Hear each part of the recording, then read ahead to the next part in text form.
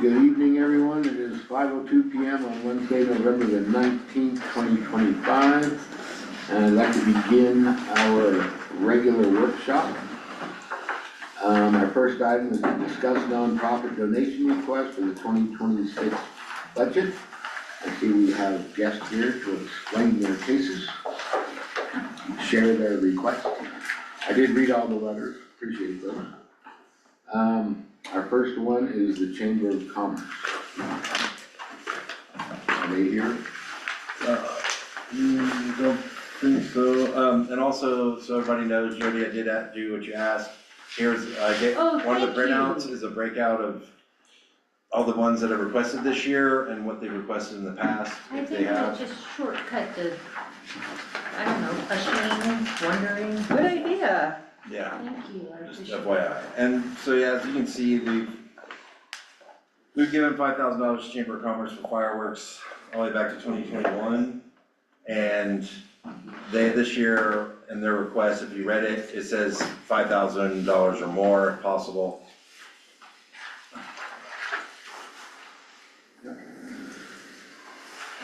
Okay, well, I'll just throw out my 2 cents and we can discuss this a little bit, but fireworks are an integral part for our business community.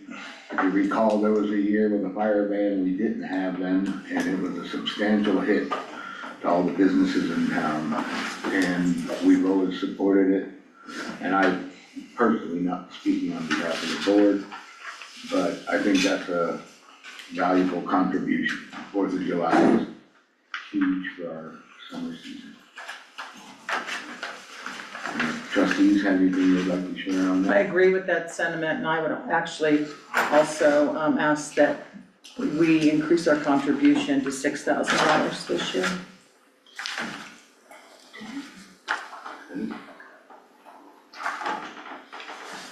Their cost was $12,500 last year, so that would be half of last year. It's probably gonna be more than that this year. Yeah, and what we wanna do this evening, that's on up, you want to do an opening to this, but we're here to hear the request. And then we're also going through our budget. And so, you know, money's tight for everyone right now, and I know the town wants to contribute as much as we can. But we're here to listen to the request, and as we go through the budget, then we can decide. Yeah, nothing's gonna be decided for sure tonight. Okay, anything else on fireworks? Any other trustees have any comments? 5 sounds good. I'm sorry, Joe. Hearing none, our next is Hinsdale County EMS, 16,000 or more for sustainability of emergency medicine program. Congratulations on the lodging tax. Yes, it's very exciting. Take it away. Well, I'm here just like last year for the town to keep supporting EMS. We take care of residents and visitors alike, and most of our call response, a little over 2/3, is in town limits, so that is what I'm here for. I read the letter. And like every year. Any trustees have any questions or comments? There wasn't a number, there wasn't an asking number in there. Well, since last meeting, it kind of just became more of a discussion. I figured last year you gave 16,000, and if you're willing to give more than 16,000, we could use it. And the other question would be, and I don't know, you probably don't have the answer to this, but since the lodging tax was approved, is the lodging tax board going to distribute those funds quarterly, or is it gonna be until next December that you receive them, or next January, actually? Well, a year from January. So I don't think the lodging tax board has anything to do with it. I'm not sure exactly how that functions. Isn't it lodging tax? Mm-hmm. And they're not gonna be able to they're not gonna be, Can we talk about it? Yeah, I'm glad to talk about it if you want. So the lodging tax board currently oversees just the 2% of the lodging, correct, of the marketing funds. okay, So those funds you apply for, a year after the fact. I understand that. And then they distribute those to the marketing entities. With the childcare, we're going to develop a new ad hoc committee that is made up of We Care, school, parents, whatever, with bylaws, because that is a separate than the county entity. EMS and SAR are both county departments, so they will receive those lodging tax disbursements quarterly directly. That's the plan right now. We are having our attorney though dive a little bit deeper into making sure that we have all the people working on it. Since the first quarter will not be so that lodging tax increase goes into effect Jan 1, correct? I believe that's true. Okay, so since we distribute a quarter in arrears on the regular lodging tax board, will they have to wait till mid? So the county spoke in our last budget meeting, and I don't know that we necessarily had a resolution, but for both of the county departments, departments as usual. So as long as by the end of the year, their budget was made whole, that's kind of what we talked about. The county would be the bank, essentially, for those departments. So they will get a payment at the end of the first quarter? Okay. Okay. And so, so I mean, with the lodging tax, I mean, does that make the program sustainable? So as of right now, the county is not putting in funds that they have put in the past, and so it is still a very, very, very tight budget, and the draft budget that I have includes the 16,000 that you guys gave last year, and that's what makes me almost somewhat even. Okay. Okay. Anybody else have questions for Catherine? Any other questions? No? Well, we're hoping the lodging tax really gives you a shot in the arm, pardon the pun. One of the things, costs are going up everywhere in this town. We survive on a very tight budget. We wanna support the town and do as much as we possibly can. It's one of my hopes that some of these organizations and like our ski hill try to make things that can pay for themselves, so that some of the more town funds can go into things the town really needs. We'd like to fix some roads, things like that. I'm just kind of projecting the future. But we need to support the different entities, and I agree EMS is vitally important. I was an EMT for a number of years, and I understand how that operates. Yeah. But, And I do have this under nonprofit donation requests, and just to be clear, the Hinsdale County EMS is not a nonprofit organization. okay. All right, if there's no other questions, thank you. Appreciate you coming down. Thank you. Our next is Girl Scout Troop 19140. The biggest bill of all. We're the opposite of that. And you're training future EMTs, it looks like. Well, yeah, hi, Elisa Loper. Our Girl Scout troop is doing great. We have girls grades kindergarten through 7th grade this year. And so we've done a lot of fundraising on our own, food cookies, I'm sure you guys know, and we've done bake sales. We've taken them horseback riding overnight to Denver for the aquarium to sleep there. But our older girls, they're finding that to remain engaged, they want to do more practical life skills.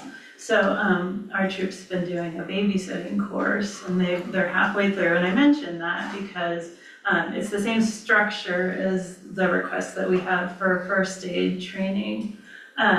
It's online, a portion is online through the American Red Cross, and then our request would also be to do some in-person training for hands-on CPR. And so we anticipate that to be about $630. It's an estimate based on what it would be if we went out of the county to do it. But we're hoping to be able to coordinate to have that happen in the county. That's it. Any trustees have any questions or comments? Trustee Lindsay? Thank you. I just want to say, I think this is great. I'm very happy to be able to support this kind of programming for our kids in this community. Thank you. I think it's a great effort and I'm so appreciative that you're willing to take that on, because I know it's not easy. Well, I could use a babysitter from time to time. They save their lives and my life, like everyone wins. So, thank you. And I think it's a very prudent request, so I don't see a problem. I don't think we'll have a problem with that. Anything, Jesse? I think they deserve more, I was thinking the same thing, yeah. See, quite a bit more. for me, those are the kinds of organizations that build a community. And I agree. I think you're a little humble with your request, but at the same time, you know, we're also intertwined here. I think it's a great idea because you might be developing volunteer EMTs for our EMS department in the future. And so, Yeah, you never know where the interest strikes, that's why we kind of try to do a lot of different things. But, you know, we focus on like, what do the girls want to do? And sometimes that in itself is like the hardest thing to identify. But I was really pleased that they had a direction that they wanted to head. okay, no, I agree with all the sentiments of the board and it's we great. need more babysitters. Yes, thank you. We appreciate what Thank you do. Do we still have a Boy Scout troop? Yes. Good. I didn't see them on the list this year. Your husband is doing that, right, Lisa? Uh-huh. Yeah. Okay. scout couple there. Oh, wait. Yep, I next think is, I'm next. Lake Fork Valley Conservancy, $2,500 for 2 smart telescopes. They're very smart. What are they do? Well, just to explain, just give background, is, as you know, we've been building this Dark Skies program in the valley for quite a while, thanks to our guiding star, Philip Verdon. And it's just growing exponentially, where, for example, we just had our 3rd annual Starfest, and we had 250 people up at our proposed astronomy site, which, thanks to the county's efforts, we've got it designed. Now we just got to get the paperwork in and hopefully the Forest Service approves the lease. But anyway, what I'm trying to get at is we're getting the infrastructure in place, but we want to ramp up and get this mobile observatory program started, where we have a mobile observatory. It has planetarium, scopes, chairs. We throw it in the trailer. We can go here, we can go to Gunnison, we can go to San Luis Valley, target communities as well as schools. We want to develop a astrotourism training program with our high school youth here in town, as well as other interested communities in the San Luis Valley. We're hiring a consultant to help us put that together. So basically, we need equipment. And Philip, here's an example. We had 250 people up there. Philip has 1 scope. And yes, some other astronomers were there with those, but he's running around with his little iPad trying to show 250 people these dark sky objects. These smart scopes connect to a projector, and so Philip can hone in on dark sky objects, and then many people at once can see what's on his screen. Projected on one screen, not to your phone. Yes, well, it's on the phone too, but there, you can do it either way. So we want to get 2 of those. We've also, this is part of a $20,000 project where we're going to be purchasing better equipment for a planetarium, the chairs, etc. So this particular request is to cover these 2 smart scopes. And then hopefully we get some high school students trained to be good astrotourism guides and work with Philip to learn the skies. So I love it. your help would be really great, because this is a growing opportunity I for love Lake it. City. And Well- just so you know, Lake City and the surrounding area, Hinsdale and Mineral counties have some of the darkest skies in the state of Colorado, probably in western US. Yes, And we need to market that. yes. Well, So I'll they're just darker share- on the eastern side? Oh, much darker than the east. Well, there Well, are you're some, saying on the western side, but that to me says that the eastern side is darker. Maybe out in a farm field somewhere. well, in the state of Colorado, we are this big Yeah, yeah. glob of Bortle Yeah, yeah. one. Bortle one is the Wow. darkest class. Yeah, I'm well aware, yeah. Yeah. Sorry, I didn't. No, that sounds great. Awesome, Camille.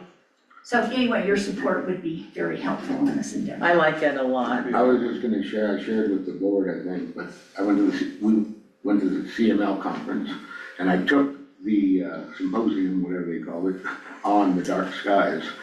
And I was sitting there so proud, and I was shocked to find out that we are not certified yet as a dark sky community. I was surprised, because I know in the past, like Christie worked with us on the lamp post and all that, and we've done what we can to support that organization. I hope it's getting closer.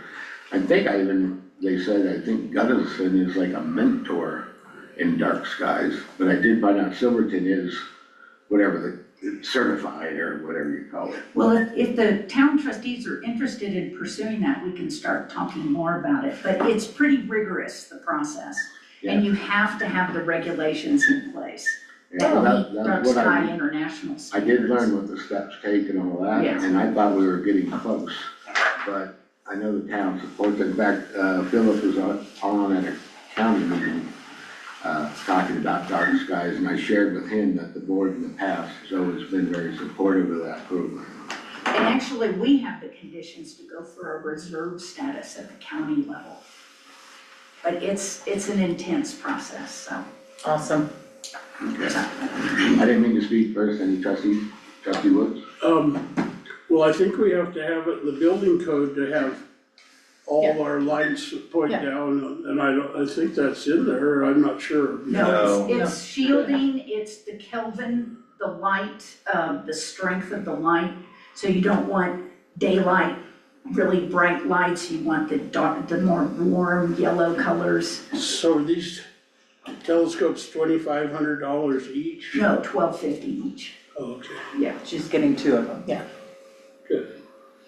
And then we have funding too to support the complete projector cost and stuff like that too, so. Nice. Well, one of the things that crossed my mind in that class was, they had stated how you have to do an inventory of all the lighting in your town. Oh, yeah. And I thought, man, in some towns, that would be a heck of a job, but here, you can drive 8 blocks and look at what's Well, I there. think they've already done that. I think so, And as they switched were, out all of to down yeah, the shielded ones. The streetlights, right? Yes, Yeah, the they streetlights, initially- but I They initially thought it was focus all on of them. public-owned lights. Yeah, And then they'll start talking about, it's the building code that's really important, you gotta have the community buy-in. right. yeah, that's what, But I'd be happy to give a presentation on what that entails if you guys are interested in Yes. looking into that. Yes. Sure, well, as I was sitting there listening to them, that's why I was kind of check marks, and man, we got that, well, close to that. Yeah, because so- there's different designations, we have the park status at our property, there's the reserve, which is, reserve, which is, like a county level or region level. A sanctuary is typically a smaller area, but that has really, really dark skies. And one possibility is once we get this lease up at the Slumgoyan Pass, we could actually possibly get that designated, but I like it a lot. I could talk all night. I know. Any other Yeah, you have trustees, a long night. any other trustees have questions or comments? Mhm. No? thank you. Okay, thank you. Next is Lake City Arts, 5,000 for building maintenance and repairs. For a while, Jason Santos, former president, stepped down last month. Ingrid is our new president, and she wrote the request to come in. It's pretty straightforward. I mean, we feel like we are at the center of the community, a lot of centers around the Art Center, and we are in a constant battle with that building. And we're behind in the maintenance of the window and the restoration of the window. We're constantly sort of fundraising that along the way. I mean, if you offer us this kind grant, you can just write the check to Henry and we, no, but I mean, the windows need to be constantly replaced, just the exposure of where it sits and how it sits with relation to the sun and wind, and it gets hammered. We've talked to the historic Grant Society is about that too as well. They're aware of the fact that some of those things can't necessarily be maintained in the same way because they're just constantly exposed. But we're always in that sort of deficit of not having enough. With, lower tourism, we have lower ticket sales and, we adjust and adapt as well. But we still are, we kind of feel our center draw with the Arts and Crafts Festival, and we're the center location for a lot of races and organizations. So we're in the center of town. We'd love your support that sort of just get ahead of the maintenance a little bit. Any trustee? I need to say that, as he said, I may gain financially from this item, so I cannot Speak to it. vote on You have to it. abstain. But we're not voting on it, Not so. voting on it. I just want. No, we're just getting information right now. And actually, you can't engage in a conversation about it then. May I? Yes. I know there are other, entities that deal specifically with historic buildings, like what Joe Fox had done. Have you done that? We've gone through with them, we're working with them. One of the challenges we've had is inconsistent leadership. So as I became president over the last year, we've had 9 resignations, not because of me, but You mean locally? locally, yeah. No, I'm just- not talking about the board, I'm talking about funding. But that's part of the reason is That's part of the reason is that hasn't because gone. there's an inconsistency of we're in a transition of leadership. And part of that is we've had 5 years of directors, and we are currently without, and they're just trying to figure out, so we're retooling at a place where we're trying to figure out how we all function well together. It used to be a volunteer-run operation, and like many organizations, once you hire a director of some sort, everything gets dumped, and it's often more than necessary. So we're in a time of transition of leadership. We have probably 70% new board members.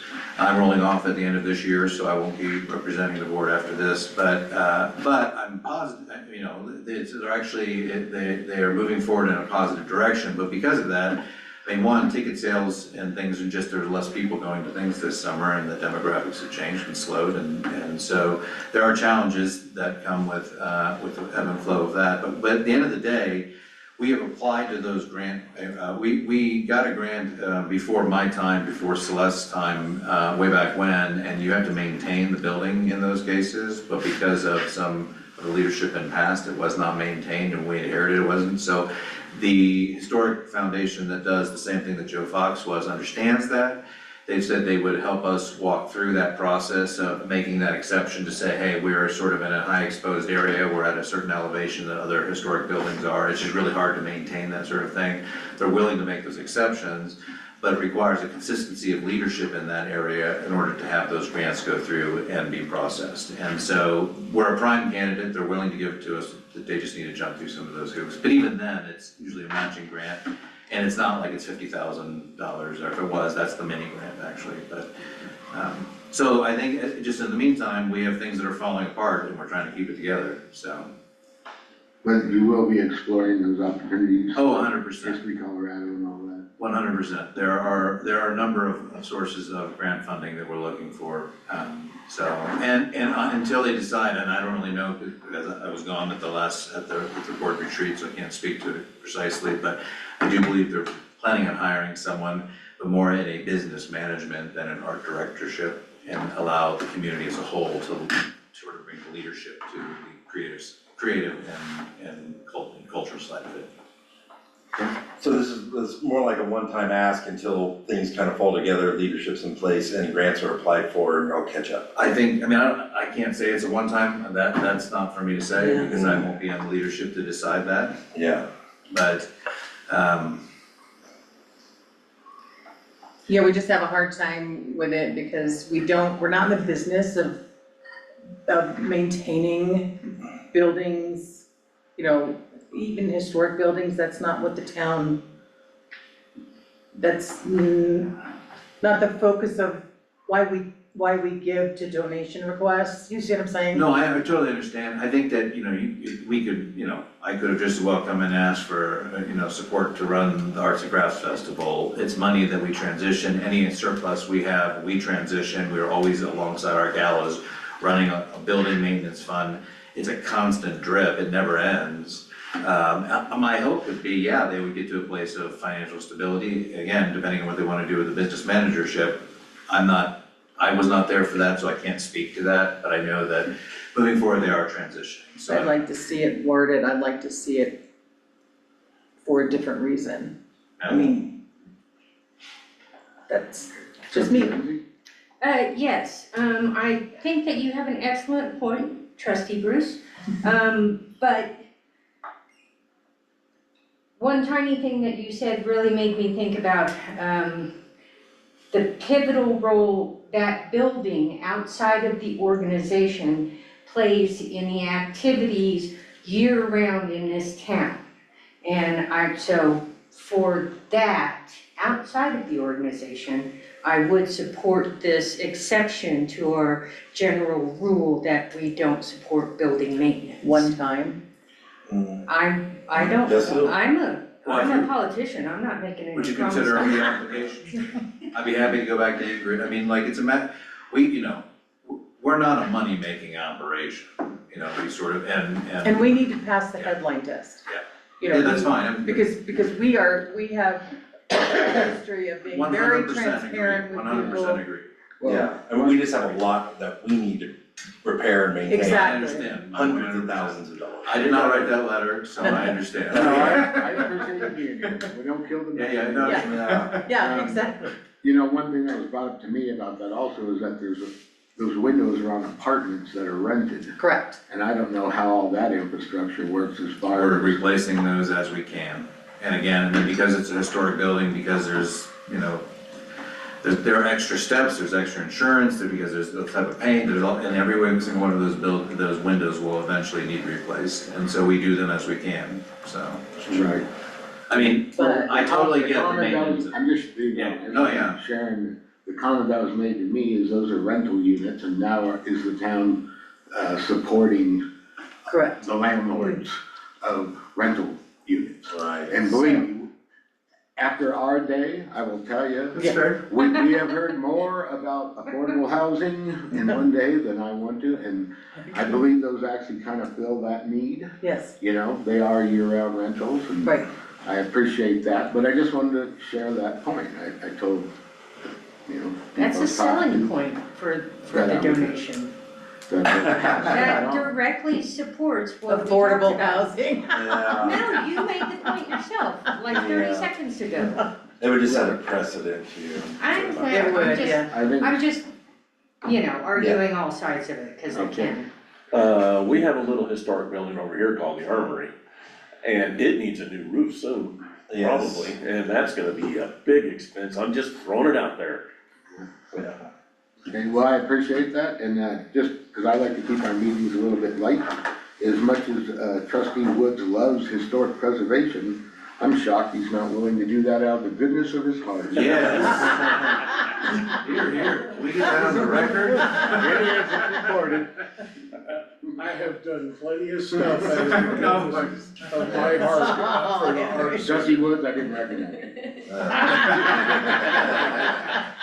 All right, well, thank you, I Yeah, appreciate your we time. appreciate your Thanks, consideration. Jason. Okay. Thank you. Okay, next is We Care, 5,000 for operating costs. Hi, I'm Susie Arnold, and I'm one of the board members from We Care. And first of all, we really appreciate every year the support you give us along with the county. As you know, we're the only child care in this county, and our mission is to provide affordable child care for our youngest citizens in our county. And it is, like everything else in the county, it's extremely expensive. And why we ask for 5,000, it's just to help support our program for our children, and our affordable program for our children. We try very hard to keep our prices low for our families here. And yes, we also thank everyone that voted for the lodging tax. It is going to help us a lot, but it's still going to be at least 3 to, it'll probably be April before we get any funds at all. And I would think the first quarter funds are not going to be a whole lot, but we'll see maybe in the fall. And so we still just need some money to keep our program sustainable at this time. And like I said earlier, I hope that increase in those helps, some of these organizations be more stable and wean off town health. But I was here when we first started doing that. In fact, last year, it was almost at a crisis stage, I know. But, yeah, any trustees have any questions or comments? I am 100% in favor of this. Me. I think, I'm really in favor of it too. I think that this is the future of our town. Okay. Trustee Lindsay? I'm not quite sure what the difference is between them asking for operating funds and the art center asking for maintenance funds. Is there an answer? I mean, you don't have to have one, I'm just. Well, one has rental units, one does not. One serves the families of the community, whereas yes, they are a center of the community as well, right? So the point that I made about, and I am not against. Oh, no, I know you're not. Any chance to argue though. The point I made about the art center was that the building itself is pivotal to almost every activity that happens in downtown Lake City. Right. And I thought that Jason had a really good point about that. And yeah, I wish that they had brought a different ask so that it wouldn't be such a confusing determination. But yes, sorry, I was still chewing on that, Mike, No problem. a little bit. Well, Yes, congratulations on receiving your lodging funds. Yes. Thank you, it's gonna make, we hope, a big difference. Yay. in the program. well, and you know, it's a tight community and we're so intertwined. You know, I mean, like I was saying earlier, I'd like to see it to where some of these funds can go for things for the town. And like our playground that we're gonna be discussing later, you know, we've had to shave it way back and Lexa Christie will be filling us in, but it sounds like we need to be putting up some more money on that. And it's just, we run on a very thin budget. I'm very, very proud of our staff, the job that they do, with what they get, but. Yep. Okay, any other trustees have any questions or comments on? Trustee Wood? We Care also helps to stimulate the economy in Lake City because there's some parents that might not be able to go to work if they didn't have a place to take their kids. That's correct. All of our children's parents work at, are attending right now. Okay, Thank you. well, we appreciate you. Thank you, Susie. I appreciate you guys. Next is dirt, Dun, dun, dun. 5,000 for annual contribution to the dirt program. Thank you. This is, we're heading into our 22nd year. We enjoy a very strong partnership with our town of Lake City. We have a MOU that includes the town of Lake City as a signature, as well as Hinsdale County and Colorado Department of Local Affairs. Our goal is always to leverage funding 8-to-1, which means that our goal is to take a contribution and then, I don't know what the word times 8 is, octagonal. Yeah. Multiply. Yeah, like that. Something like that. That's always our goal. Our annual report for 2025 in January, once we get through December's expenses. For next year, our big projects, always the festival is a primary project that brings in an estimated $300,000 to our community in sales tax, lodging, sales that our businesses see, as well as what DIRT actually sees as far as products and ticket sales. Playground, we'll talk about that in a second, of course, is one of our big commitments and projects for next year. We also will be doing the Wednesday market again. I was trying to remember, is this the third year or the fourth year we've restarted it? I'm not sure. I think Fourth, third, I don't know, they all blend together. but they're good. And that, we've seen that work out really well.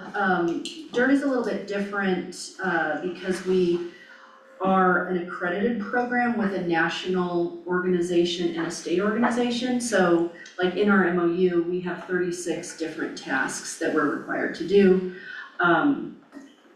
our accreditation program is very robust to be accredited, and so a lot of the stuff that we do, we have to then have bigger eyes on it.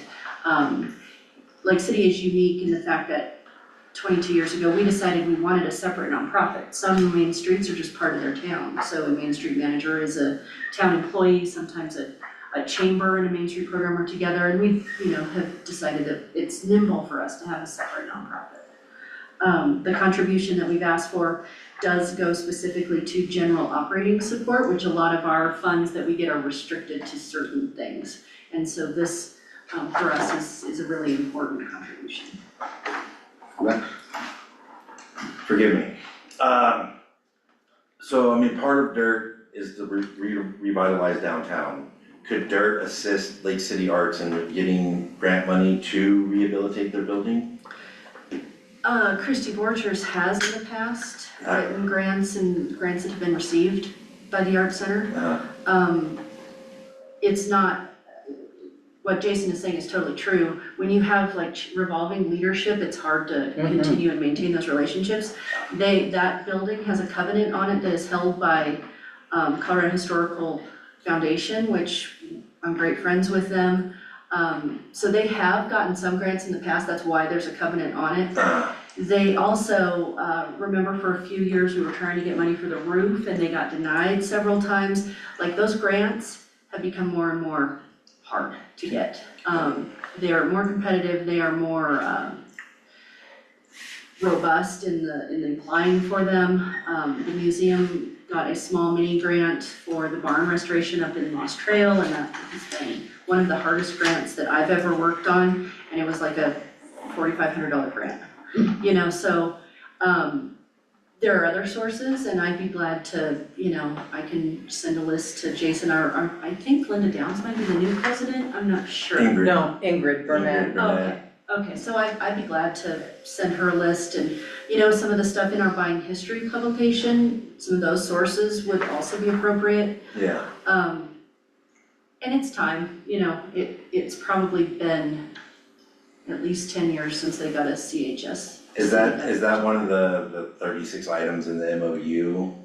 Does that apply, or does that fit into those list of items? No, but it's fine. Okay.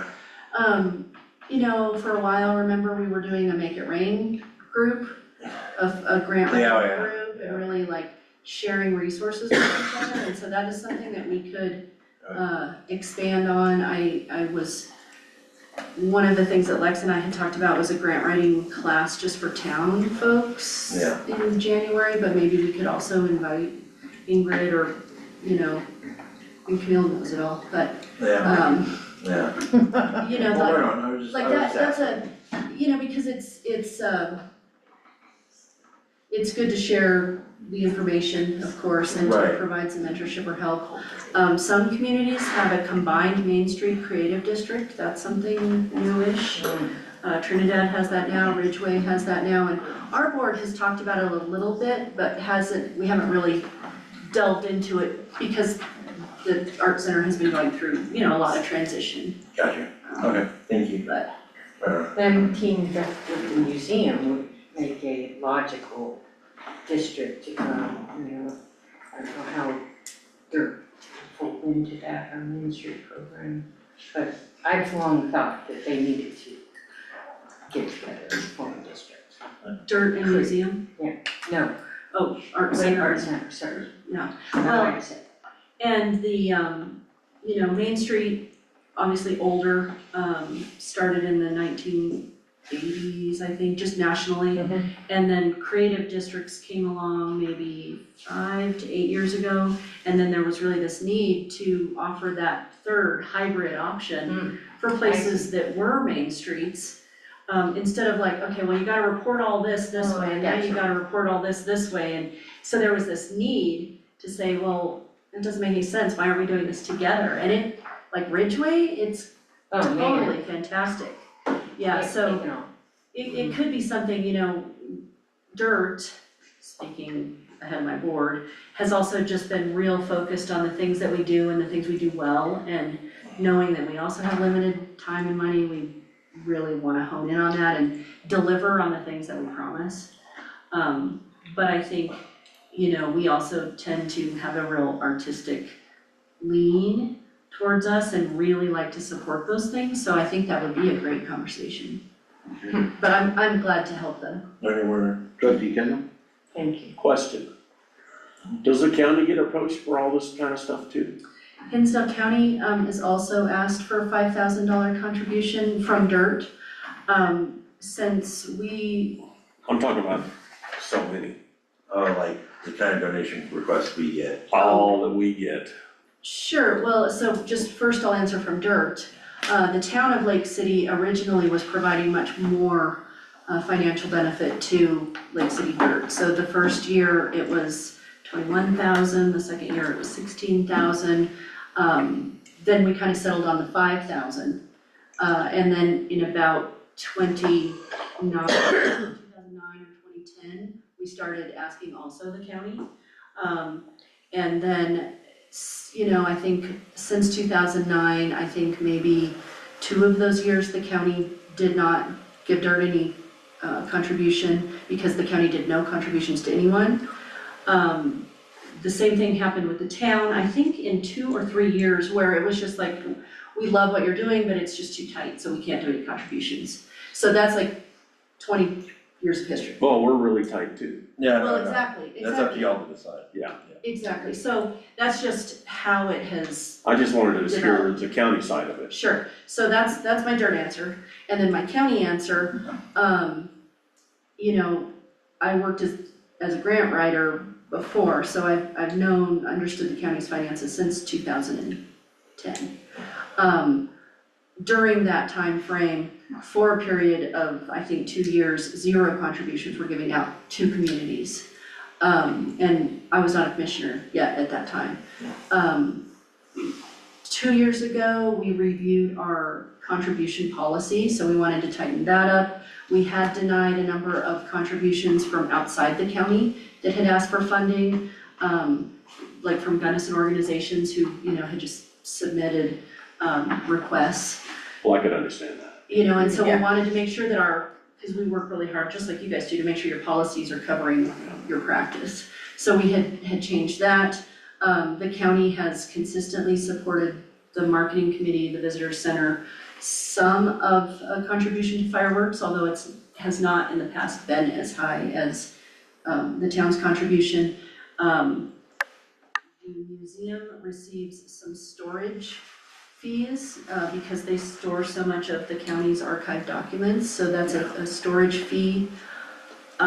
We Care has received contributions from the county.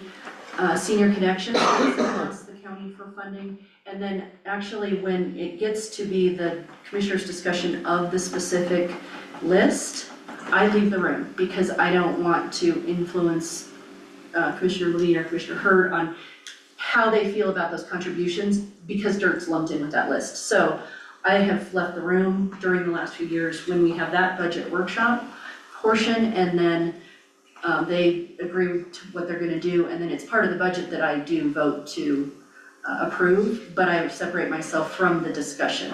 No different than how Henry mentioned it today. What about EMS? And so EMS, Okay, I'm just curious. So EMS is different because it's a county department, of course. Last year, we were putting in $110,000 in the general fund into EMS. With the passing of that lodging tax, that does allow the county to keep some of that back in our general fund. Right now, we're working to rebuild our general fund after taking on some big projects in the past few years, and we're really in a period of building up. So It just seems like we're getting hit over the head a lot this time of year. I feel that at the county too. Yeah. Yeah, and it might just be the time of year, it might be, because everybody's been looking towards the next year and yeah. Well, will EMS receive anything from the county next year? Well, so we looked at the EMS budget for the first time, when was our last budget workshop? I think it was last week. Just last week.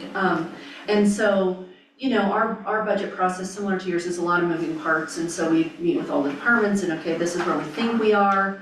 And so when we get back around to, approving it, we'll have a lot of, I think we have one more budget workshop December 10th, where we'll have some more answers on things.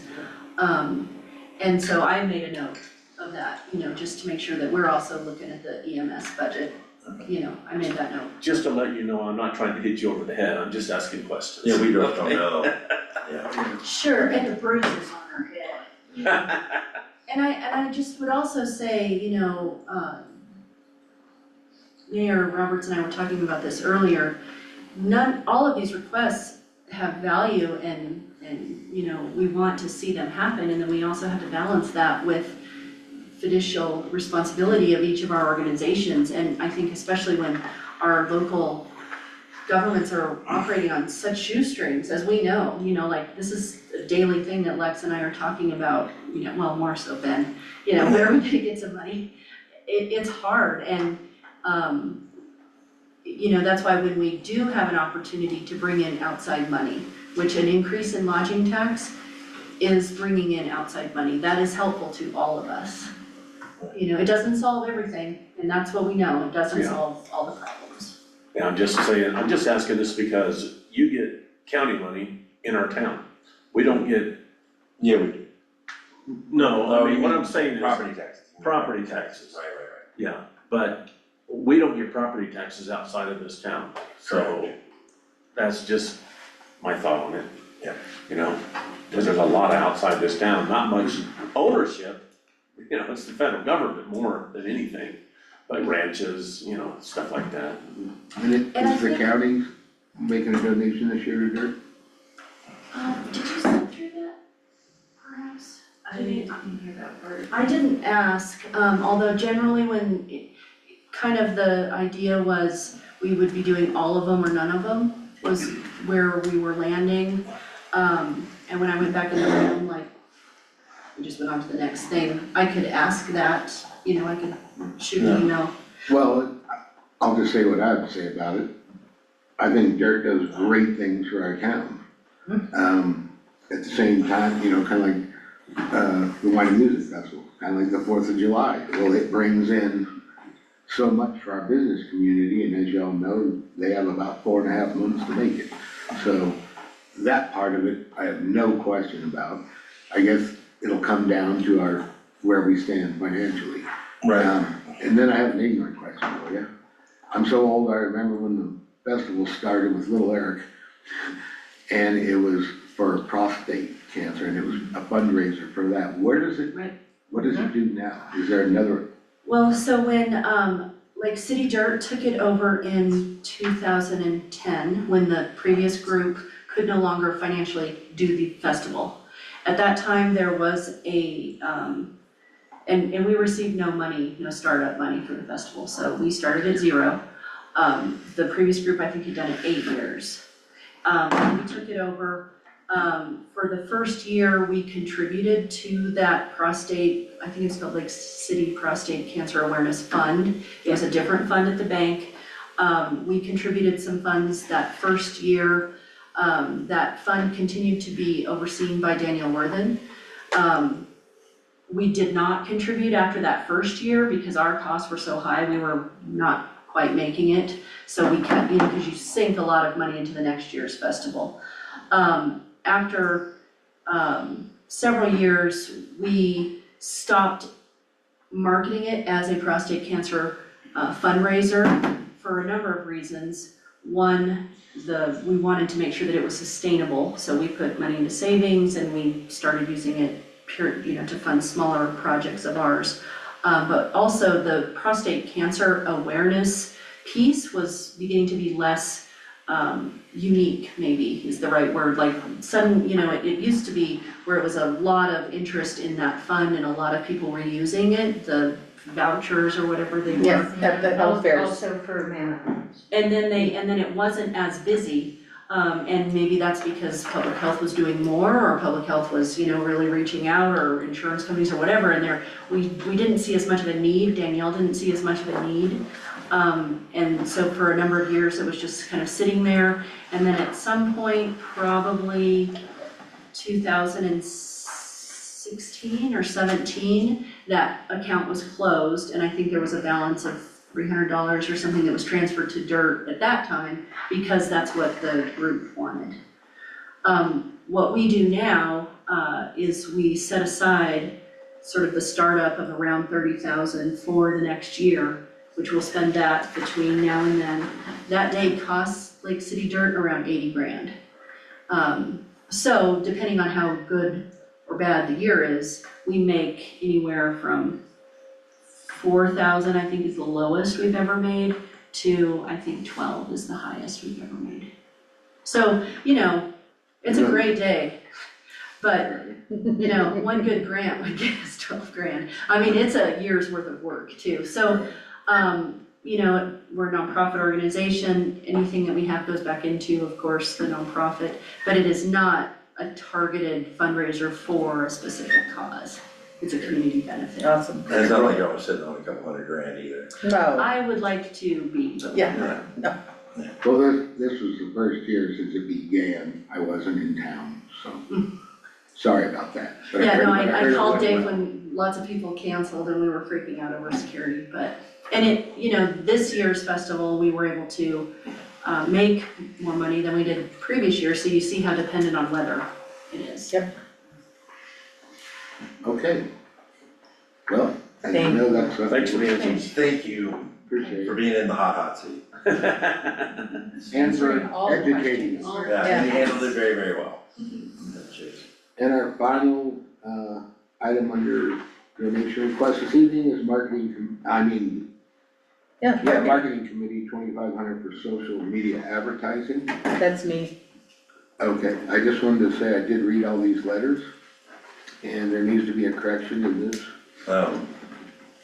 It's, In Lynn's, yeah, what did she say? I read it. I'm not gonna open. Hang on. Oh, I can't believe I'm telling this to the trustee spell check. Oh No, my gosh. It's not a spelling, one of the Oh. last sentences, now my, internet's not working anymore, but it said, this contribution from Hinsdale County will enable. Oh, yeah, the financial contribution from Hinsdale County will significantly. Diana, this y'all were meant to get this marketing. Oh, committee. that's funny. Oh, see, I didn't read any. Lynn's letter, she forgot to say Town of Lake City, yeah. Well, Well, thank you, Tammy, for coming. Yeah. I've got a couple little notes here. Okay, From Sandy. The Lake City Hinsdale County Marketing Committee is requesting a $2,500 donation from the town of Lake City for the marketing of our area to tourists in 2026. Thank you for the donation in 2025. The Lake City Hinsdale County Marketing Committee is the primary organization responsible for tourism marketing for Hinsdale County. The committee and its marketing consultant works diligently each year to put out a unique brand for Lake City and Hinsdale County with our social media and lakecity.com website. We do the vacation, or we collaborate for the vacation guide, managing the website, active social media campaigns, working with tourism partners, implementing targeted advertising campaigns and other associated activities. And we currently, this morning, the contract was approved for Mission to Market, correct? So that's our new marketing consultant since Kate will be leaving.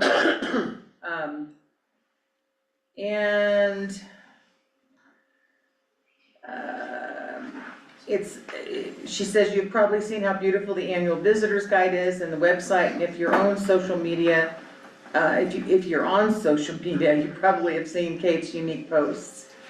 We're looking forward to working with Mission to Market in 2026. The committee will be pledging $4,000 in 2026 for targeted social media advertising. The donation from the town of Lake City will go toward the budget for these ads, which can garner tens of thousands of views. And the marketing committee's budget is probably the tightest budget you'll ever see. And it's small.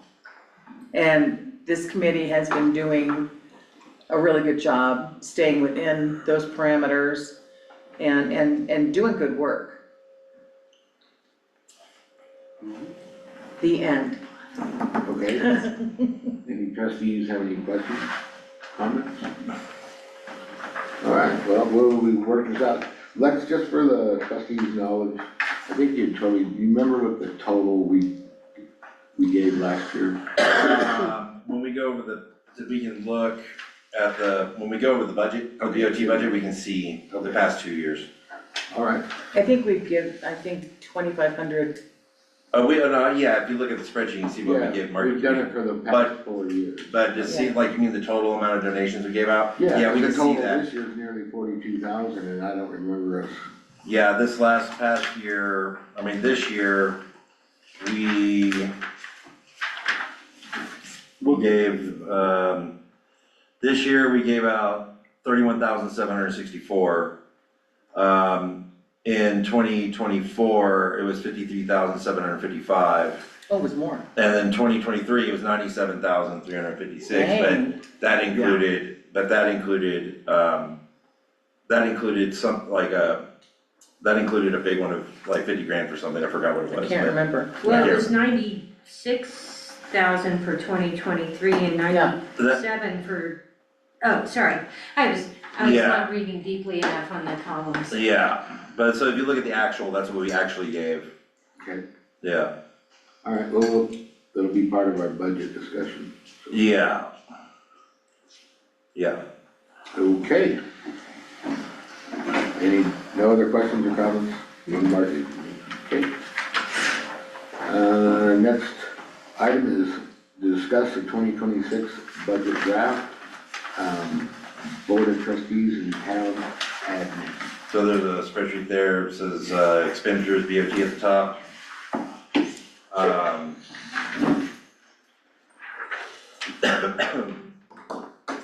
I'm just gonna run through the proposed real quick. As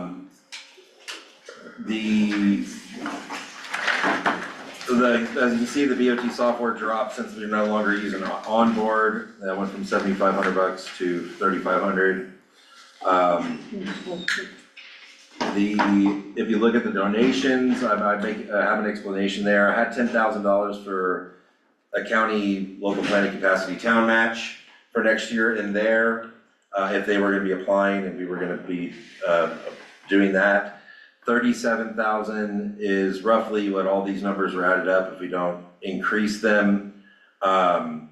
Depending on kind of how some other things play out, what we decide to do, like with the sheriff IGA, insurance, a couple other things. How much we're gonna be budgeting for, like the playground gap. I know 37,000 we could do easily.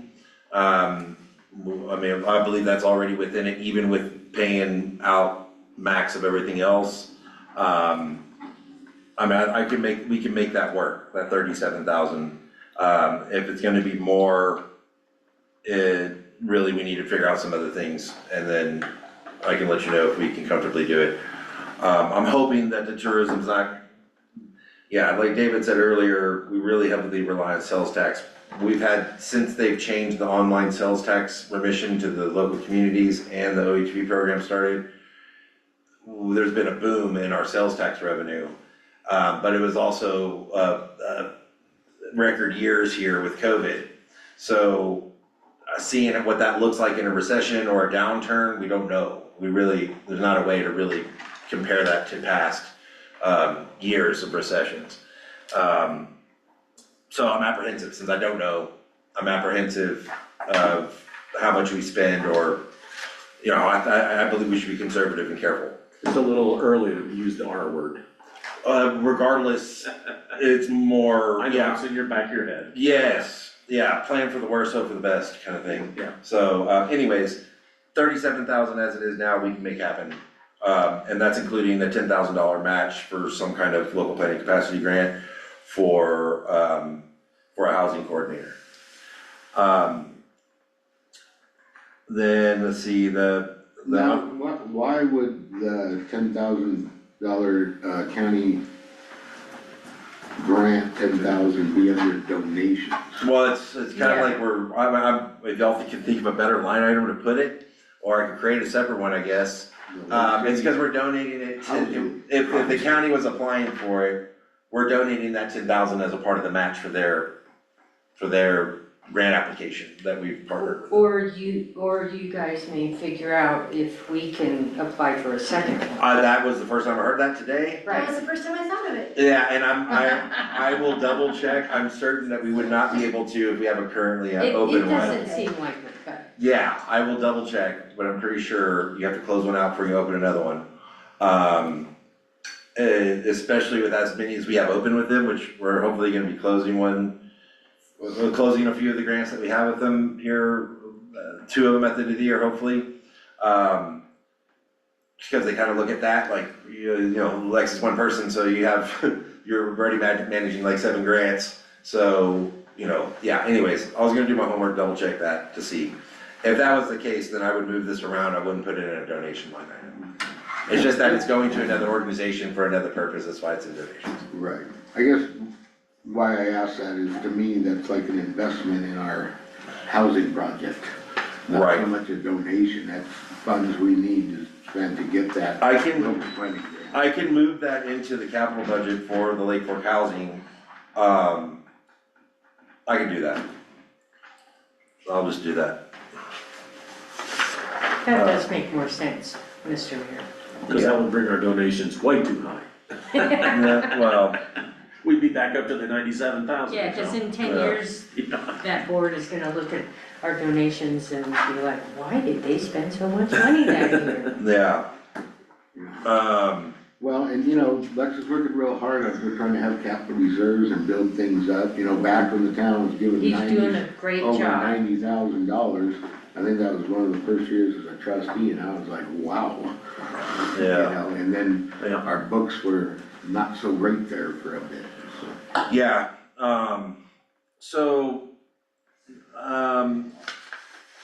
so yeah, you can see where we, on the health insurance under administration, where that went down a little bit instead of going up by several thousand.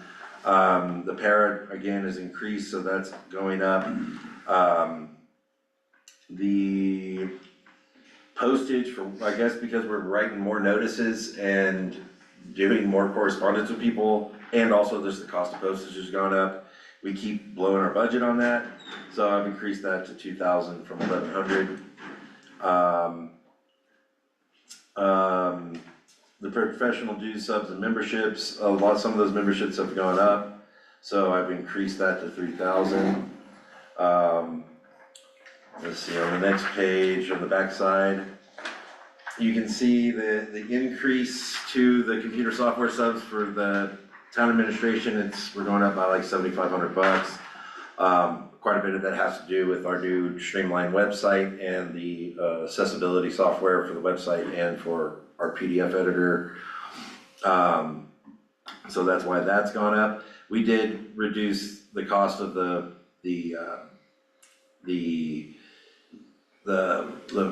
short-term rental compliance software. That was gonna be $7,900 next year.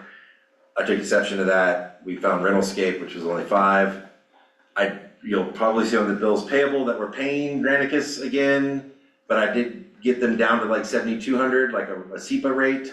But because I didn't cancel it within the 60 days, which was in the fine print in a link somewhere else, then we had, and I went back and forth, I fought with them for months and got SEPA involved, and that's why we got the discount, but they wouldn't just let us cancel it. So with the renewal, I said we are canceling it as of now. This is more than the 60-day notice, giving you like months and months of notice. So we're gonna end up having actually both softwares for this at least till next August. And that was my bad. But in the end, it will save us money. And the county money, because they are splitting it with us. So with We go back, just a dumb question, but on that postage, are we at a level where we don't have a postage meter in the office where you can just postmark your own? Back when I had a company and we were doing mass mailings and we saved a bunch of money by doing it. If we were doing our own billing, that would make sense, but there's like a rental fee for the thing. And since it's not a lot of mass ones, it's more shut-off notices, delinquent notices. Next year, it'll be code enforcement notices of Not violation. enough volume. Yeah, not enough volume, and it's sporadic, it's really every other month that we're sending stuff out. Alright, just thought I'd ask. Yeah, we did look into it. If it does increase, yeah, anyways, we have looked into it. And compared to what, yeah, we have looked into it, doesn't quite make sense yet. Okay. Where was I?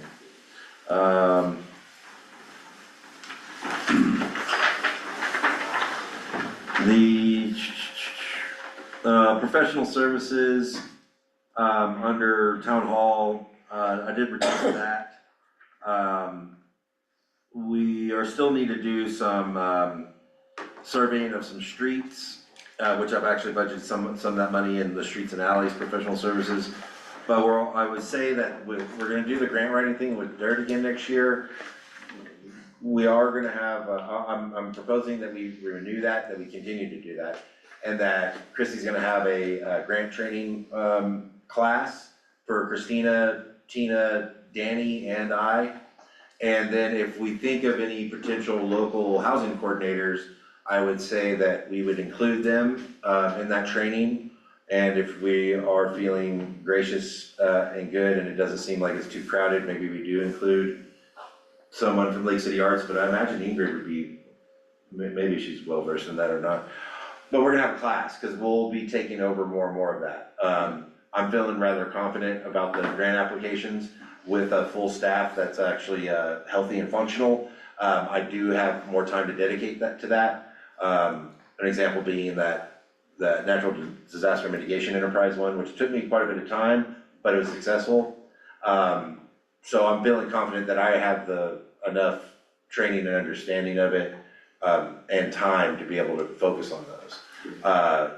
And then also there'll be, there may be times where it's crunch time, or we really need to have a few that are due at the same time, so, relying on Christie to do that, but that's why the training is to try to bring that in-house and start doing that more ourselves. I remember we had discussion on that when you were first getting in there, when we hired you. Yeah. And, that was one of my requests, is that we have the ability to do those in-house as part of the job. And I hope Christie's so good at teaching that she works herself out of the job.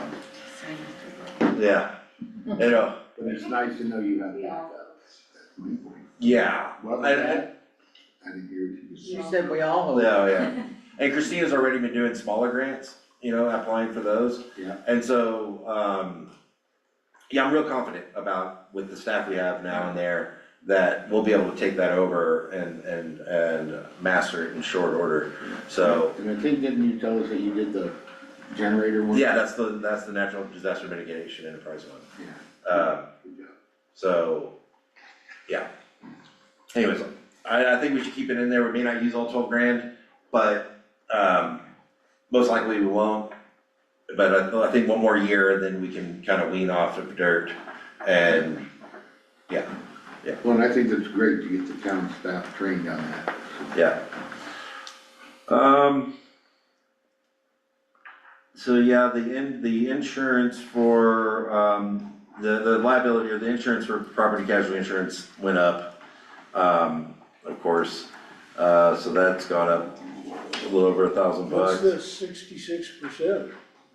66% of the total SRSA bill is paid out of the general fund. Okay, and the other, Is out of the water and sewer fund. Yeah, that's a note. I end up making a noted one for staff, like, hey, these items go here, this is how you break that down, to try to kind of dummy proof the budget in the processing of payments and stuff. On municipal court, so yeah, we've only really had, I think, 2 court sessions in a year. That lasted 10 minutes.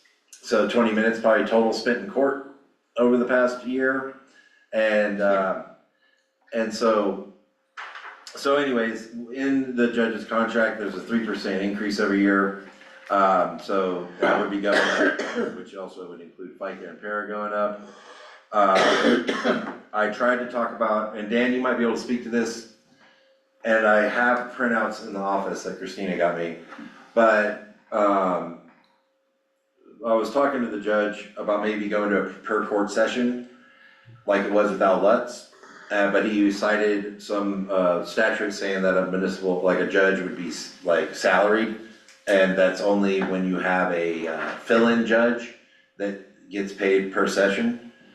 So I don't know, Dan, if you want to speak to that, or, Yeah, that's actually news to me. A couple of my municipalities utilize a county judge, and they, one case every 3 or 4 years. So they are on a per case kind of basis. It's kind of a good fit work between the county and the municipality. So I guess I would have to talk to the judge about that and see that specific statute, but. yeah, I mean, and Christina found it and printed it out for me. I will send it to you when I get back in the office. Okay. And then also there was another statute she printed out, really disappointed I didn't bring it. Saying that a municipality shall establish a municipal court or have a municipal court. Yeah, and that might be it seems there is some confusion at least at the county level on that, which is completely understandable. They don't deal with municipal level stuff all the time, but municipal cities are required to have certain things. Okay. Municipal statutory towns are not, and that's kind of an intricacy, but it is. If you don't deal in it, you probably don't catch it that much. So I'm curious to see what they have. Yeah, and I think we talked to the judge about it. That's what he said to me when I started pitching or talking to him about possibly going to a per court session. We also are going to have him be our hearing officer for this code enforcement stuff. So we would be utilizing him more next year, undoubtedly, simply for the code enforcement hearings. And so I was thinking maybe that's something that Dan and I can talk to the judge and maybe negotiate something. It just doesn't make sense. We're spending almost $9,000 on a municipal judge that has spent 20 minutes in court in the past year. Right. So, yeah. And just so the board is aware, I have spoken with the judge on a few occasions, probably a handful, and he does seem very reasonable and easy to work with. So, yeah, if you want to give us direction to talk to him, I think that's probably not a bad idea. Yeah, I do know where he lives. yeah. Right next door. He's your neighbor, yeah. If y'all give us permission to negotiate with him, Yes. I think we should. Absolutely. Okay. All right. You can't argue with, $9,000 for 20 minutes of work, that's getting pricey. Yeah. But other years it could be a lot more, just depending on the case. Yeah, and then before, we would maybe go 6 times in a year, again, court only lasted like 10, 15 minutes. So, I mean, still, like, that breaks down to a couple hours in a year. But, anyways, okay, Worth so. looking at. I support you on that. Yeah. Yes. On the next part, on the capital projects budget draft, which is the other page, the other printout I gave you guys. I didn't get any of those, but that's okay. Yeah. No, I have my stuff, but I don't have, it's okay, I've got it online. Oh, okay, yeah. So if you have Landon's? I know, he took Lynn. Yeah. So what's highlighted in green is like, that's what was, in green is what the current balance is, plus whatever contribution I'm saying we make in the yellow right-hand corner side. That's gonna change because tonight we're paying another, we're paying some other things before the end of the year, so that balance would change. Wait, which one are you on? The capital improvement expenses, the other page, Number, like, it's just, 100. yeah, so this whole section, that top section under capital improvement expenses. I'm just explaining that the orange is year-to-date expenses as of like this Monday, and then the green is the current balance plus whatever we would be setting aside, which is in the yellow on the right. It is right now a little less than what we did this year. I had worked in about 98,500. If we add the 10,000 from the other part of the budget, that will be the 108,500, which is roughly around the same number we have put in this year and last year. The fire sprinkler system, which was in my town manager report, Ethan just actually was texting me, Ethan Mobley with Dynamic Planning and Dynamic Fire, gave us a quote to do the fire sprinkler system for the Armory apartment and town hall for $24,950. Currently in that account for the Armory apartment, we have $50,136. It will require that we put in the 4-inch service line for the fire suppression, because the 1.5-inch line is not sufficient. And we estimate that to be about $10,000 in materials, and Public Works would do that late spring, early summer. But we have money left over from, There's money already in here, there's $50,000 in here. right, For the Armory apartment, or for Armory capital improvements, which Right. includes the apartment. And then we would think that about $2,500 for the electrical work for the sprinkler system. And, we got a quote on the carpeting to have like extra thick, soundproofing in the carpeting, because that would be an issue with the office. And in other words, we already have enough money set aside to finish out the apartment even with the fire sprinkler system. And we won't have to set aside more, is what we're anticipating. Henry? Are you required to do that fire suppression? Yes, in order to have an apartment there, because by the fire marshal, the fire code, it's mixed use, you have an office with an apartment. Which makes me think, does Lake City Arts have a fire suppression system in those apartments? Doubt that. Yeah. Oh, the stairs aren't legal Yes. either. they do have, I think, Yeah, No, they don't. I think they, upstairs. there is a fire suppression system in that building, I don't know what it No, covers. there isn't. Maybe over the stove or something. Upstairs? No, there isn't. Yeah. There has been, yes. Sprinkler system in upstairs in the office? Anyways, Well, but sometimes a historic building can be exempted from that. That's true. it's not with, both the occupancies of the building has been limited by it, and since it's a mixed use, it doesn't matter. And, I've looked into this, talked to now 2 different fire marshals that both said Yeah. the same thing. But by being able to sprinkle the upstairs and downstairs, we don't have to do the fire break on the ceiling, which is what the last fire marshal said we would have to do. And so we were expecting to spend way more than $25,000, because the last quote that we got for $25,000 that we waited 2 years to get done, which they ghosted us about 8 months ago, they were only gonna sprinkle upstairs for $25,000, and we'd have to do the fire break. So actually Ethan Mobley's team's actually doing us a really good, Cool. solid, helping us out with our affordable housing. Isn't the units. fire break just a double sheetrock layer? 5/8 sheetrock layer, but that's also vaulted ceilings with the drop ceiling. Yeah, And it would be costly and probably closed longer than 3 days. yeah. So, You have that nice tin, whatever, copper looking ceiling up there, right? yeah, they're gonna drop it through those, and it's gonna be a copper head too, it's gonna match. And they're gonna be able to do the majority of the work next Monday, Tuesday, Wednesday. They're gonna need at least 1 hole drilled, maybe 2, and Nathan said he would be able to drill the holes. But we're gonna need to close the office next week from Monday through Wednesday, to get that done. I think it's a good week since it's Thanksgiving week and we're really slow anyway this week. I have meetings and stuff, I'll probably be doing them in here at home. I still got stuff I gotta work on, it's not like I'm not working. And, so we're gonna be, and he said, he was texting me in the meeting, so I'm just gonna get super confirmation tomorrow, have the agreement. They're gonna have their super come walk the job tomorrow. So you're gonna need to be available like Monday or Tuesday. I'm gonna just give you all this, show those numbers so that you can drill that hole for them. And yeah, so anyways, I don't think we need to put any more money back for the Armory. I think we can do it with what we have. And they're gonna put the system inside throughout this winter and get it done. And then when we get the tap put in, they'll come back and charge it, make sure everything's good. And, we'll need to also get, Peak Alarm to integrate it with their fire alarm system. So anyways, that looks like we're gonna be able to get the apartment done by next year. Good, good. Which will count, I think, towards our. Who's gonna live in that apartment? That is a conversation that we were going to have at a later date. Because how long are we gonna rent it for? What's that look like? Are we gonna furnish it?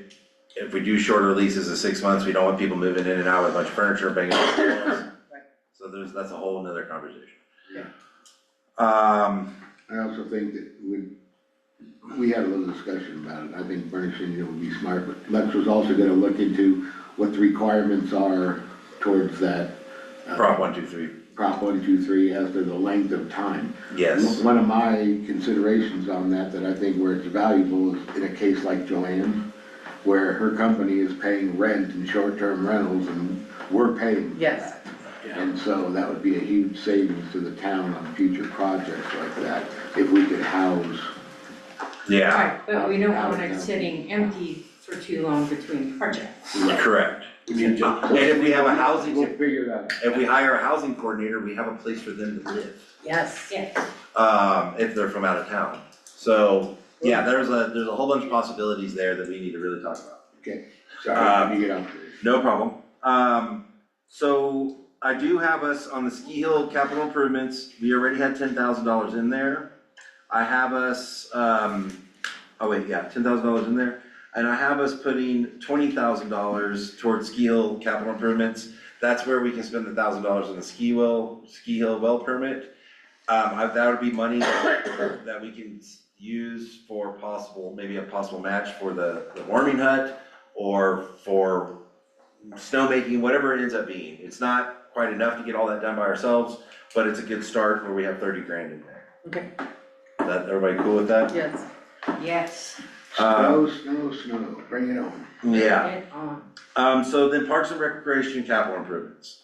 One thing, did I skip that? I must have skipped it, or I didn't put it on the other spreadsheet. I failed to do that. So in my town manager report, I kind of, I give a breakdown, which is really close to her numbers, plus or minus within $1,000. That if we're able to get the dirt mini grant next year for 15 grand, and we are able to, if the Anschutz awards us before the end of the year, the 7,500 we're waiting from them.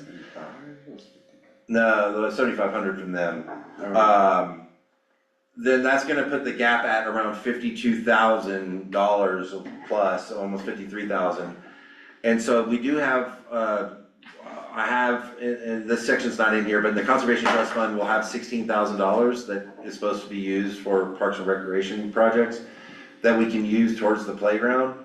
And then I was putting aside another 34,000 in the Parks and Recreation capital improvements for another possible amount for a gap. Like we would have about 50 grand at our disposal to possibly meet that grant if we're unsuccessful in getting other grants, which we're gonna still apply for, because we won't have to really do it till mid-May or after 30 days after they install it. So we have more time to do fundraising, we have more time to apply for some more grants. But just in case, I wanted to budget for a worst case scenario of us being able to cover that last 50 grand or so. Not that we want to, because there's still plenty of other things like a pickleball court, the ski hill warming hut that we can spend the money on. One of the things I'd like to see us do. Right. I mean the capital improvements. And that also includes $3,500 in that capital improvements for Parks and Rec for a new lawnmower. Oh, come on, Ben's tough, get a push mower. Yeah, so is everybody cool with that kind of breakdown of what we're putting in those accounts, or have any questions on it?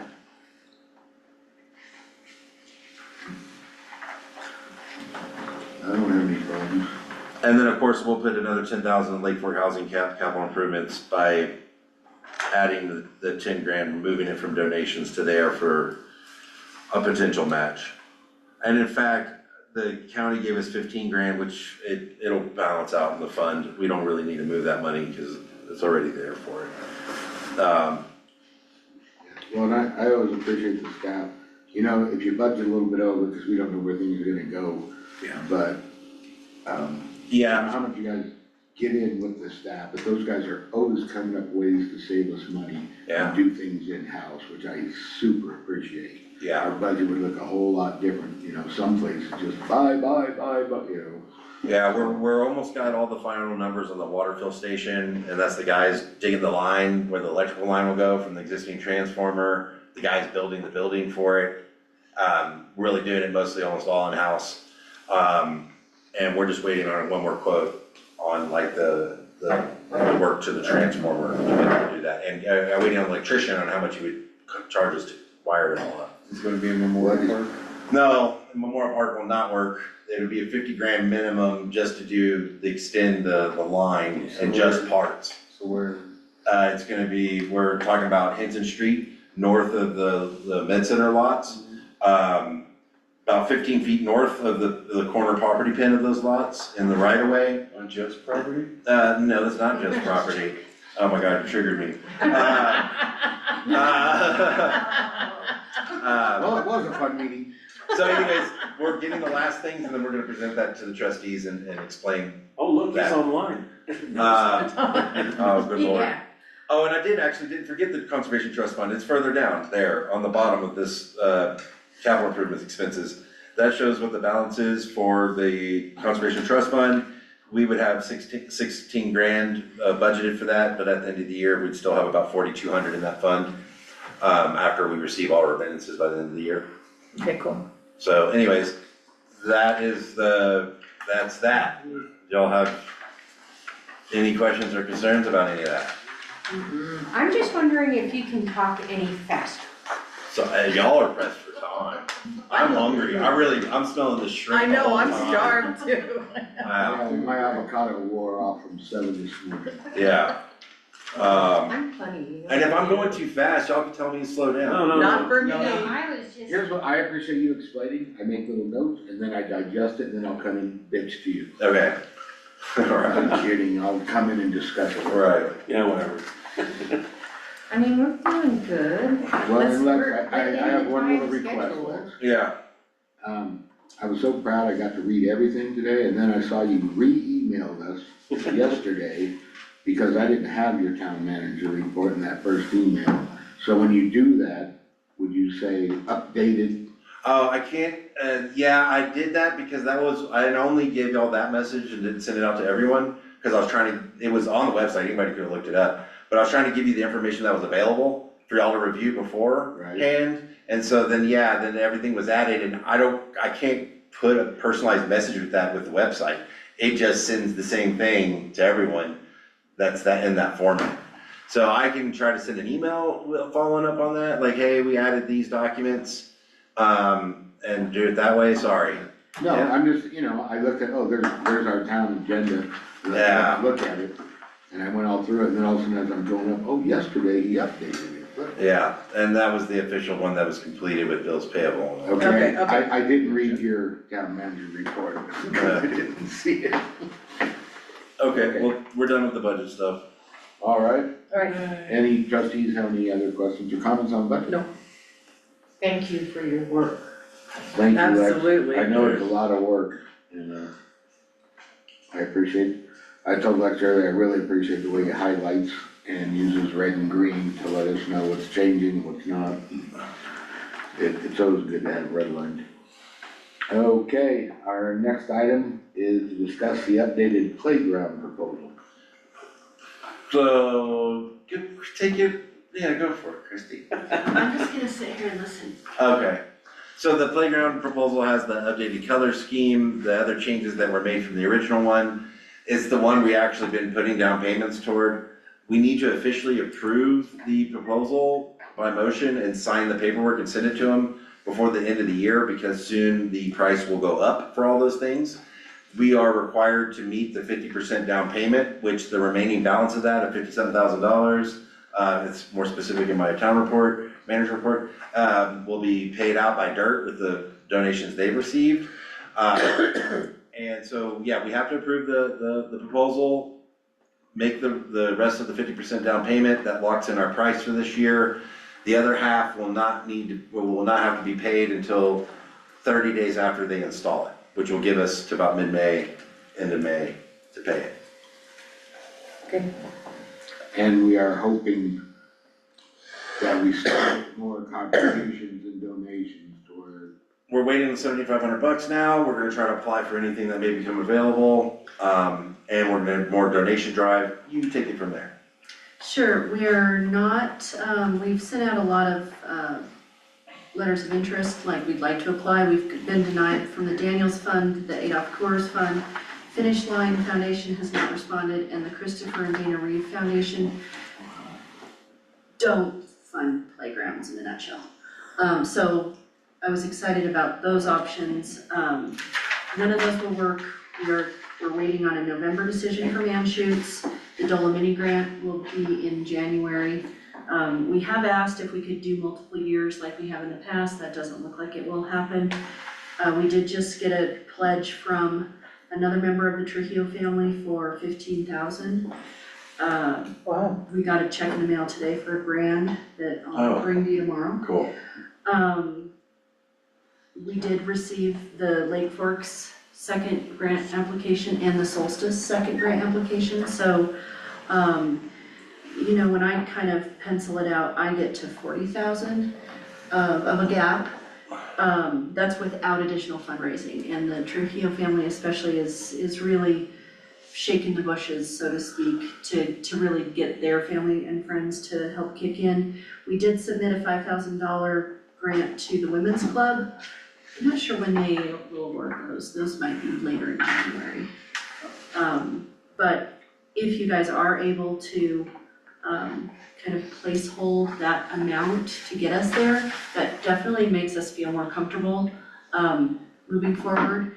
And then, like says, as of May, then we'll say, okay, your contribution will only be 20 or whatever that is, and we will work really hard to get it down as low as possible.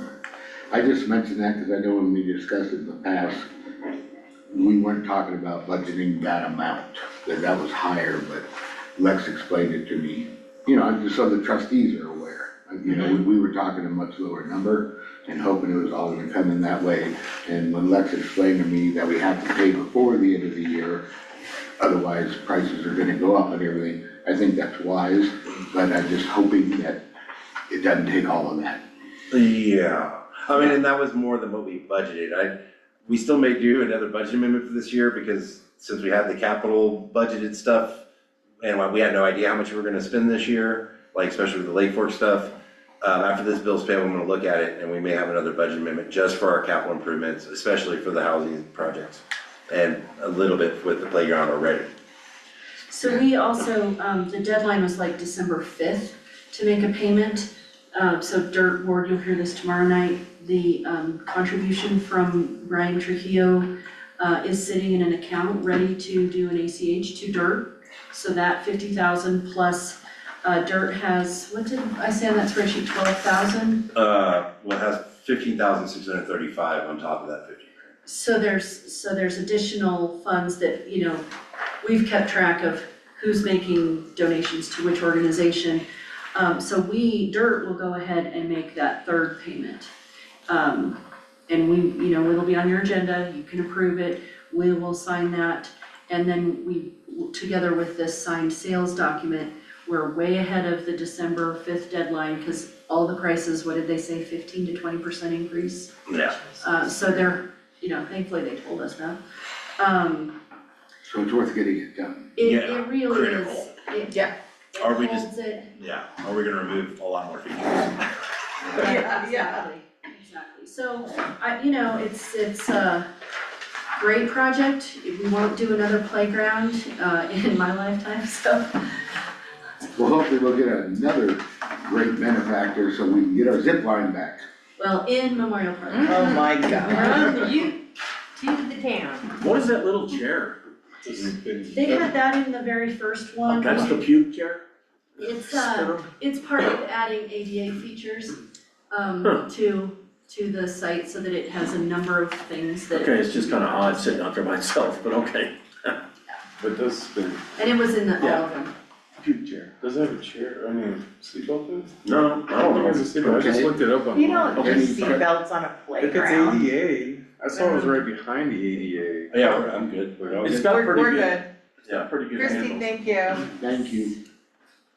Okay, next item is discuss draft sheriff IGA. I think it's the- I know, I was in the commission meeting and they had sent it. No, they said it this afternoon. I haven't seen anything. so Yeah, I don't know what we're discussing. I had, I've got it. I emailed it Did to you get it? everyone. I mean, we can review it and talk about it. I know Dan had an opportunity to review it. Um, Oh, there it is, at 11 o'clock. so. I was running, I mean, really, I mean, there's not a lot of change to it, it's mostly substantially the same. They still expect the town to carry its own insurance and cover all law enforcement activity that takes place within the town, including state statutes.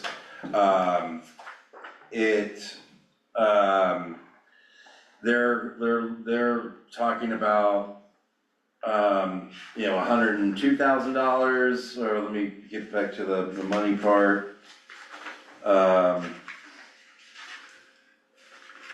What the verbiage, was it updated or is it still the same? It's different. A It's- little bit different. There's so many things that need to be addressed in the verbiage and Like, In- they to- definitely made a point. to protect us So, as the town.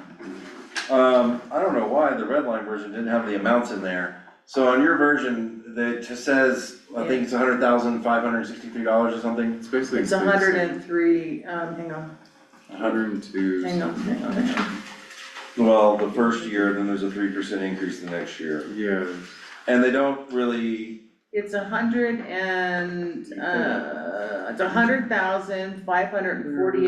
$100,548.60 for 2026. and I noticed they didn't give a breakdown for what was, Oh, plus 3%, so the total of $103,565.05. for the next year. So that's for 2027. Yeah, 3%. Yeah. and I noticed they didn't give the breakdown. Oh, right. I didn't see a breakdown of what was, the vehicle replacement or the, It didn't put it in there. yeah, they didn't give a breakdown of what it's for, like what it all included in that. I haven't had a chance to review it, I'm sorry. I Yeah, just wanna, I don't have it, I don't see it anywhere. it came in around 11 It o'clock. was- Yes, I sent an email. picked up on that, but I'm yeah, not picking up on. I that. really recommend, I don't. because we have people that haven't seen it, and plus, it's intricate and in the wording and in the substance, and I was hoping that we weren't going to go down that rabbit hole this time. okay, I really think the trustees should all, and the mayor, of course, should have a chance to look it over. okay. So we'll pick it up at the next meeting, or discuss it after everyone has a chance to review it. Yeah, or, it may lend itself to a special meeting, I don't wanna do that to people, but You know, I found it in my other. and let me just say that I'm kind of in a protection mode. And I listened to the county this morning, Dave was there, Jody was there, Nathan, the last meeting, not this one. okay. And in their discussion of the IGA, it was never acknowledged that the town of Lake City is in the county. Okay, state law does not separate incorporated and unincorporated when they state what the sheriff's duties are. Okay, it doesn't say you have this duty in the unincorporated parts of the county, but you don't have it in the incorporated, it doesn't say that. Okay, and I've read through were there 6 of them, Alex, the other 6 IGAs that the county used to come up with this one, kind of, or, whatever. And like the mayor said, apples to oranges in a lot of cases. So we are not bound to a timetable, and I feel like we're being rushed. And I don't want us to be rushed, I want us to be thoughtful, and I want us to put, I want us to put our heads together and come up with a good product.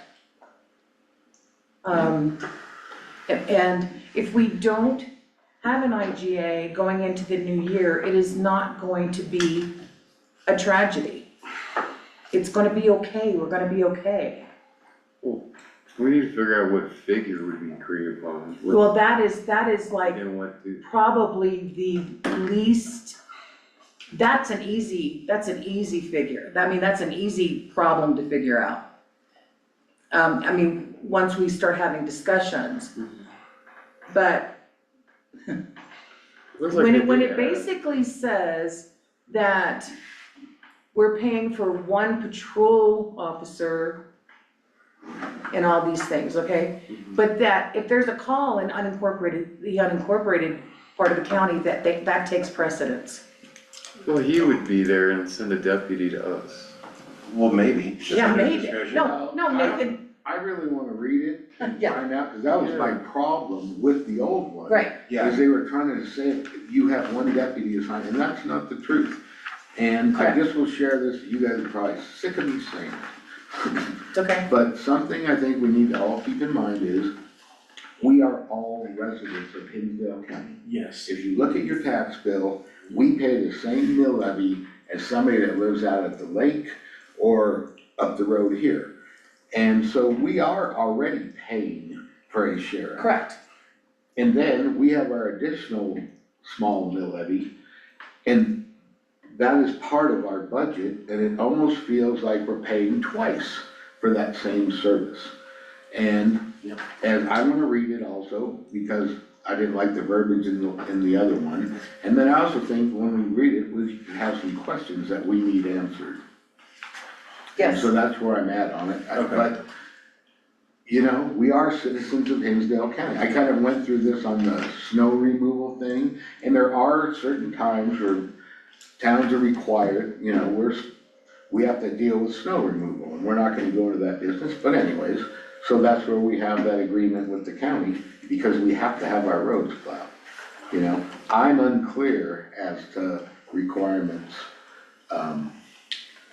of what we're getting. In the past, when I was just a trustee, that Trustee Woods brought it up at one time, the town has gone without one, you know, in the past, but, when we had worked on this in the past, now I've lost my train of thought. It was like, I was under the impression that you got the same protection and services as all the rest of the county, and what we were paying for is anything above and beyond what they already provide in the county. So that would be specific ordinances just for the town. and that's not what it says. And so that's why I need to read it, but I'm just sharing that question with you guys, cause that's what pops in my head on it is, yeah. you know, Trustee Lindy. Yes, I was sitting in, I was actually working, for the paper, but I was listening to this meeting and the last meeting when they discussed the IGA, and there were a couple of things that I thought they said that made sense, and there were a couple of things that I took exception to. But I do know that our lawyer and their lawyer got together and had a little play date, and I'd love to hear what our lawyer has to say about that. He didn't write it. Well, I know, but he spoke with Michael, Yes. maybe he can like, I don't know, give us a lawyer perspective on this situation, Awesome. even before we read it. Sure, I'd be happy to if now's the time, if you can hear me. Yeah. Mr. Mayor, Yeah. thank you. You want me to go ahead? I'm sorry. Yes, please. Okay. Trustee Lindsay, you're absolutely correct. I did have occasion to talk to, I'm gonna butcher his last name, Mike O'Loughlin, I think is how he pronounces it. Okay. I always want to say O'Loughlin, and so sorry about that. I think he did a good job of putting together a real basic IGA here. I think just like anything, the first draft, you're gonna have terms that you don't agree with. But going to our conversation, there's some agreement as to bases. And the first thing that we agree on is the statutes say Okay, the sheriff is the sheriff for the entire county. And the sheriff is obligated to, and I'm just gonna read it. Section 30-10-516 requires the sheriff to keep and preserve peace and suppress any riots and unlawful assemblies. That's just basic level across the county, doesn't matter where it is. It doesn't matter if it's in town or on the very edge. That's what he's required to do.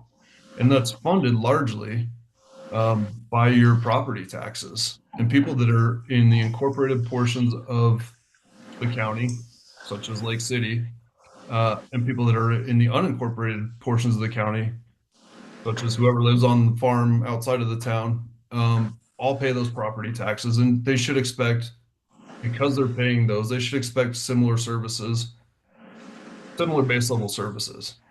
So to the extent that we want additional services, there's a statute that says we may, and it's permissive, may not shall, contract with the county in the form of an IGA to provide those services. A lot of those services in my other communities include, if we have an ordinance that's specific to the town that is a jailable offense, and we don't have this, but it says, yeah, sheriff, if to the extent that you want to jail someone for something that is specific to the town, that's an additional cost, and we should pay that. Mike and I agree on that as well. What I was looking for in this IGA is to say, what services are you willing to provide every resident of Hinsdale County, whether they're in the incorporated part or the unincorporated part? Because those base level services should be the same. We're all paying taxes. You're all residents of the Hinsdale County. He's charged with protecting the peace throughout the county, regardless of if it's incorporated or unincorporated. And then, then from there, we need to decide what additional services we want, if he's willing to provide them, and at what cost. So I think that this is probably a good framework for starting, but we probably need to hash through a lot of these. And I know you guys haven't had a chance to look at it. I, to be honest, kind of rushed through looking at it. But I'm happy to, I've found a couple things that I think we should change, and that I don't think the county would have that much pushback on right up front. And there's simple things like this requires that we give them notice every year if we want to continue this. And most of these I've seen automatically renew unless you cancel them. So little provisions like that. I think when you review it, trustees, if you would look at section 1, which is the services provided, and really pay attention to what services you actually want or expect the sheriff to do. I've heard, and this is not specific to Hinsdale County, but I've heard a lot of counties say, I'm the sheriff, I'm not a dog catcher. And so if that's the majority of the additional services they're providing and you don't want that, I mean, let's not make that a priority. I think that we need to specifically define what one law enforcement service unit is. And the reason for that is you guys are a very remote county. Sometimes staffing is very difficult. If for no fault of anyone's, you cannot physically have someone on duty all the time, is that a breach of the contract? Are you paying for services that you're not getting in addition to it? I know the county gave you guys a $10,000 credit, I think was the number. But I don't know that necessarily correlates. Maybe they over gave you a credit. Maybe they still charge you too much. I don't know how much police service you're supposed to have at that point. So I think pay attention to things like that. I think the liability insurance, these are all taxpayers' funds. We should be able to talk to their insurance and say, do we even need, is this duplicative to have insurance for a sheriff that is performing his duties throughout the county? And if it's dog catching, which I assume we don't want to do, there might be additional insurance. But if it's just the base level, is it duplicative? To the extent it's something we could add, they could add to their insurance and then bill us the difference. Maybe that's a better use of taxpayers' money. But I think a lot of this stuff is going to come down to what you guys want. And a lot of it is going to be what's in the best interest of your constituents. I had a chance to look it up, and I think there's 770 something houses or residents in Hinsdale County. And I think 500 and something, so 80% roughly, if my memory serves me, 80% of the people that are paying these taxes are in incorporated Hinsdale County. They're residents of the county that live in the city. And to the extent that, they're going to get an extra $200 or $300 or $400 or whatever it breaks down to per person, we need to be able to turn around and say, yeah, that's for catching dogs. And I'm sorry to use that example so much, it's just stuck in my head. Or whatever it may be. So I think look that over. Just know that really this is an elected position, and he does have a base level that he needs to provide every resident of Hinsdale County with. Yeah. And then let me know what you guys think. In town, so. Yeah. Why can't we just pay for services as needed? Oh, that's not, it can't be as needed, that's like if we have them do code enforcement and we're sending them out to serve notices for a violation, which some communities do, some sheriff's department act as code enforcement for them. But, He doesn't. there's a whole list of things that I wanna like lay out for this, to give y'all time to review it, and then we can come back and discuss it at a later date. Okay, I apologize if I jumped ahead, but I just wanted to make my point about Yeah. trustees, we are citizens of Hinsdale County. Thank you, Dan, so much for that, that helped. And one more, real quick thing that I just want to put out there. It seems to be, well, two more, actually, now that I say that. The first one is, and this is really common with sheriffs, they should have discretion about how they run their office, where their officers go, the priority and all that. And I would highly recommend that stays with the sheriff in his discretion for whatever reason it may be. And now I forgot the second one. He's an elected official with a separate department. But yeah, I mean, let's all think about it, and let's all come back to the table with our own thoughts and feelings about it, and there's a lot of information I can collate and give to y'all for review. Great. In the meantime. And Oh. I'm sorry. Go ahead, Dan. Go ahead, Dan. But if I don't say it right now, I'll forget. One thing I did hear, because I had a chance to listen to the county commissioners meeting, they gave me the invite the day before, and I had a conflict. But one thing that the county seems really stuck on is, hey, the majority of our calls are coming from inside Lake City, the majority of the county, and it's kind of almost a red herring in that, yeah, the majority of your clientele, the majority of your population, the majority of your interaction are going to be within that. And those are all taxpayers that you should be serving and providing peace to. So, Yeah. sorry about that. That's all I had to say. Everyone within the town, voted in the county election and elected him to serve the community. Correct. And 83% of the electorate is within town. So, and we all pay county taxes. So what's the point of electing him and paying our taxes and then paying something in addition if there's not really any additional services? And anyways, that's just my 2 cents. Trustee Woods? Although, the majority of the sheriff's calls are in the town of Lake City, it's infinitely cheaper to answer a call in the town of Lake City than to go down to the Debs and answer a call, so there's a trade-off there. Or Sherman, or Or anywhere. any other place Yeah. out in Yeah. town. Just north. And we're the county seat and the only town within the county.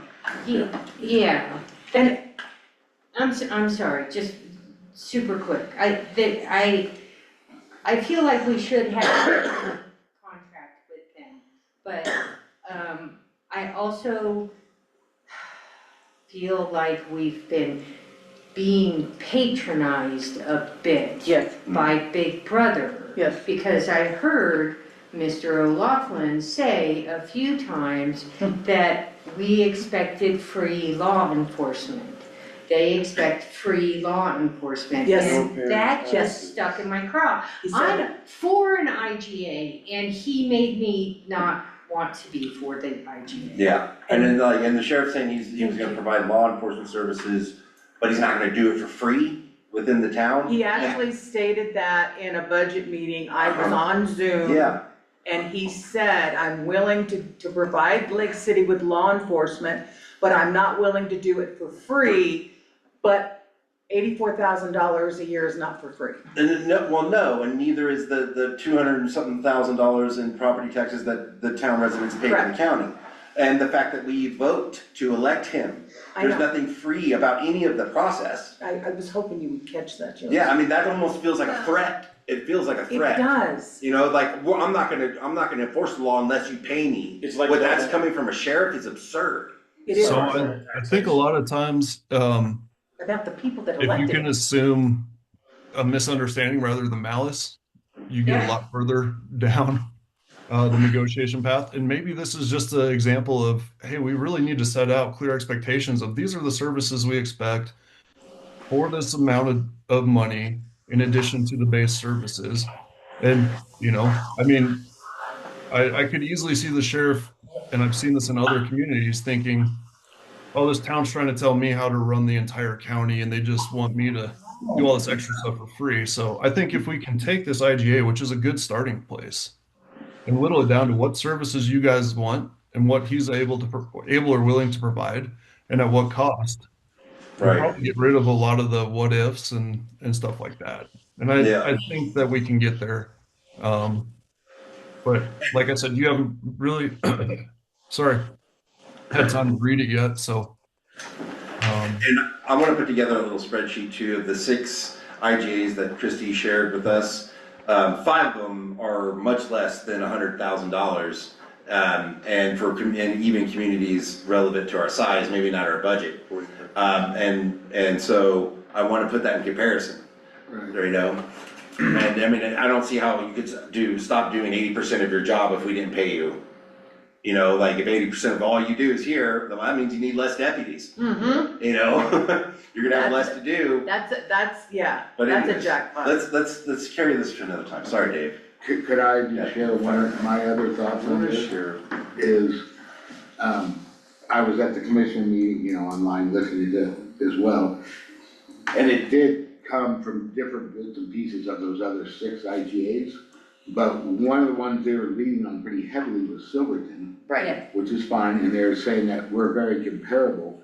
Well, We're not. I pulled up the town of Silverton's annual budget, and they have their water and sewer and their general fund is all together, but theirs is 8.4 million a year. Ours is roughly, with water and sand and the town, Like 2 minutes. 2.2. So 4 times, So- yeah. Yeah.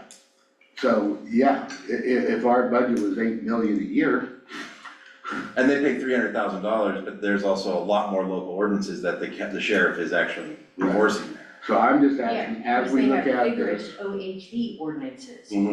Actually, as we they're look allowed at this, I want Yeah, us to very keep vigorous. in mind, let's compare apples to apples, Right. because I don't think that's a direct comparison. You know, San Luis, they kept talking about San Luis Valley being in. And that was $60,000, they pay $60,059 for their sheriff IGA, which is I guess roughly the cost of one officer. Okay. Yeah, well, I agree, this is very, never mind. I would like to read it. preliminary. I'm getting tired and hungry, guys. I know. Yeah, me too. I think we all need to read it and we will come back together on that. And then I appreciate Dan's opinion on that, and I'm sure we'll have more questions for Dan on that to help guys. And not accept that we be pushed aside just because his staff isn't there. We still keep paying, but this is agreeing to, if he only has one guy, we're not a priority in his mind. Right, I mean, we're paying for like a retainer, right? that's what, We're paying to replenish their general fund to their fund balance. They are covering the town of Lake City though. I mean, you know, just to like flip that coin, they are covering the town of Lake City. I see them every single day patrolling and doing traffic. Well, what else do they go to do? So Yeah, I'm just saying that Dan? They're out there. I think that one thing you guys are in a very unique situation is that you have changed your model traffic code to mirror theirs. You've changed your OHV code to mirror theirs. When there's fire bans, it mirrors the county. So in all those cases, whether it's speeding or fire or whatever, you're getting the same service in the county as you would in the town, right? It's the same violation, it's the same everything. So I really think this needs to be limited to those additional services that are different from what an out of town resident can expect. Yeah, and I think it's our obligation to represent the citizens and the taxes that they pay. Yes, And, you know, believe me, we do not wanna go out, would not have police protection, but I think we're already paying for that to a sense. So I think it's important to, you know, what are we getting, Right, you know, for the buck? So- right. And I know Lex has been working hard on this, so we will study it and we can come back and discuss it some more. okay, let's, You're sitting there very quietly, Mr. Kendall, trustee Kendall. Plenty's being said. Okay. All right, anybody else have anything on that? Okay, that being said, we have one last item, is to discuss the resolution for affordable housing fast track policy and setting a public hearing. Lex? So if we are able to, like I guess there was some confusion with the county and when they spoke to Robin, but we're gonna talk to her again tomorrow.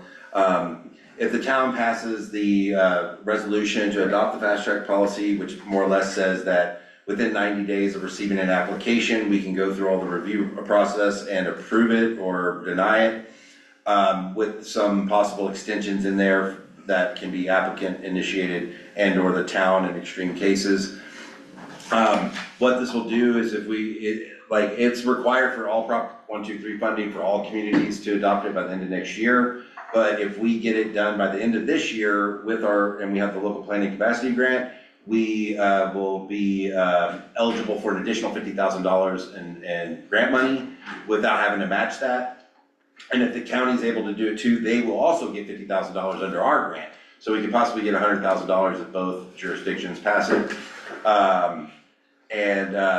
So yeah, really it's just saying that we're committed to reviewing and approving an affordable housing application within 90 days. Yeah, and that was in that discussion we had earlier Yeah. today, so the trustees that were there are aware of it. And that's one of those that's a no-brainer to get it done by the end of the year.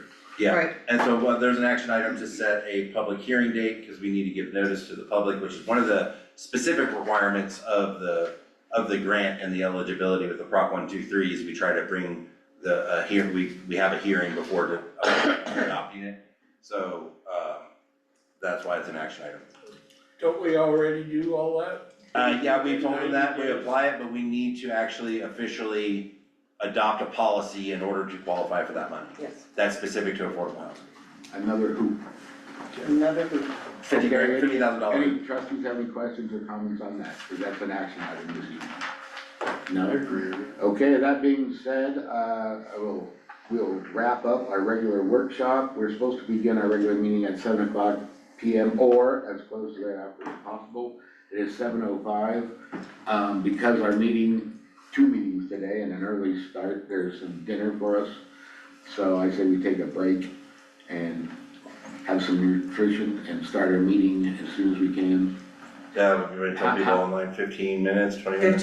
15 minutes. We'll take 15 minutes, so our regular meeting will begin at 7:20. Thank you.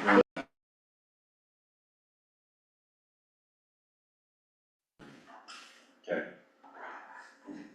Good evening, everyone. It is 7:25 PM. Sorry we're a little bit late. Everybody got some nutrition. It is Wednesday, November the 19th, 2025. And I would like to call the regular meeting of the Board of Lake City Trustees to order. We begin with the Pledge of Allegiance, please. Pledge allegiance to the flag of the United States of America and to the republic for which it stands, one nation, under God, indivisible, with liberty and justice for all. Roll call, please. Bruce, Yes. Kendall, Here. McKee, Lindsay, Present. Winery, Woods, Yes. Weiss, Roberts. Here. All right, approval of the agenda, I so move. I'll second. motion second. Motion. Making, Any discussions, questions, comments? Hearing none, roll call vote. Bruce, yes. Kendall. Yes. Lindsay, Yes. Woods, Yes. Weiss, Yes. Roberts. Yes.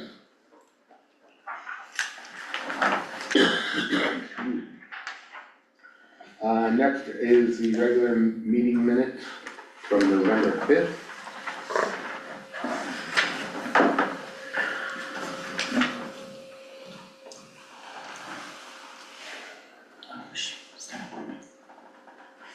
I'll make a motion to approve the meeting minutes for November 5th, 2025. Second. Motion second. Was I even here? No. Yeah. Yes, you were here. Okay. Everything's kind of a whirlwind right now. Yep. Any discussion?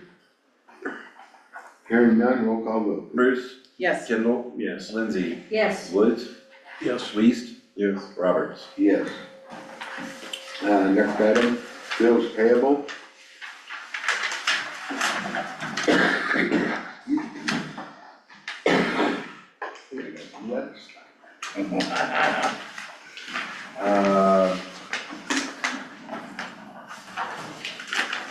Any red flags, Lex, anything you need to? I need to look at it.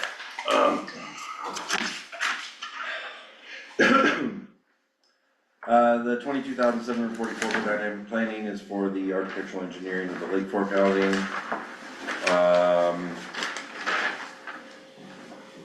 That was also part of the grant. Yeah, that's gonna, and it's gonna, our match for that will come out of that savings account too. Oh. Well, no, there's nothing, I told you about the Granicus one, we will not pay that again, next year, but that's it. Everything else is pretty run of the mill. What page is the Granicus one at? It's on the first one. $7,248. Oh, okay. Found a new provider that they would do Yeah. $5,000, but I didn't cancel in time, so we're paying on both this year. I got him down $700. Anyways. Any trustees have any questions or comments? Motion to approve the bills for November 19th, 2025, in an amount of $64,556.44.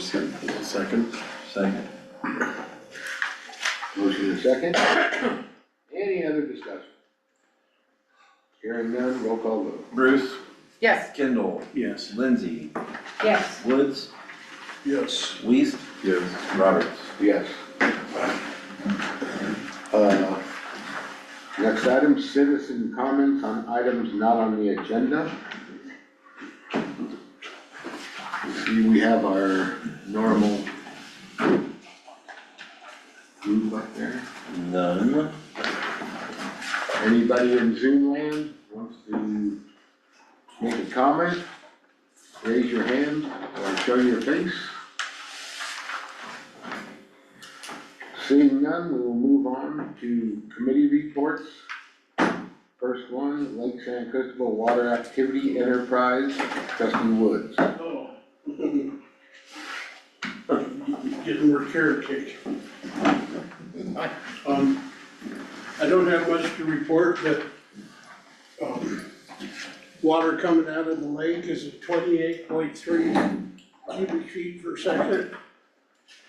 Henson Creek is, the gauge is either broken or immeasurable, and at Gateview it's 75.1 cubic feet per second.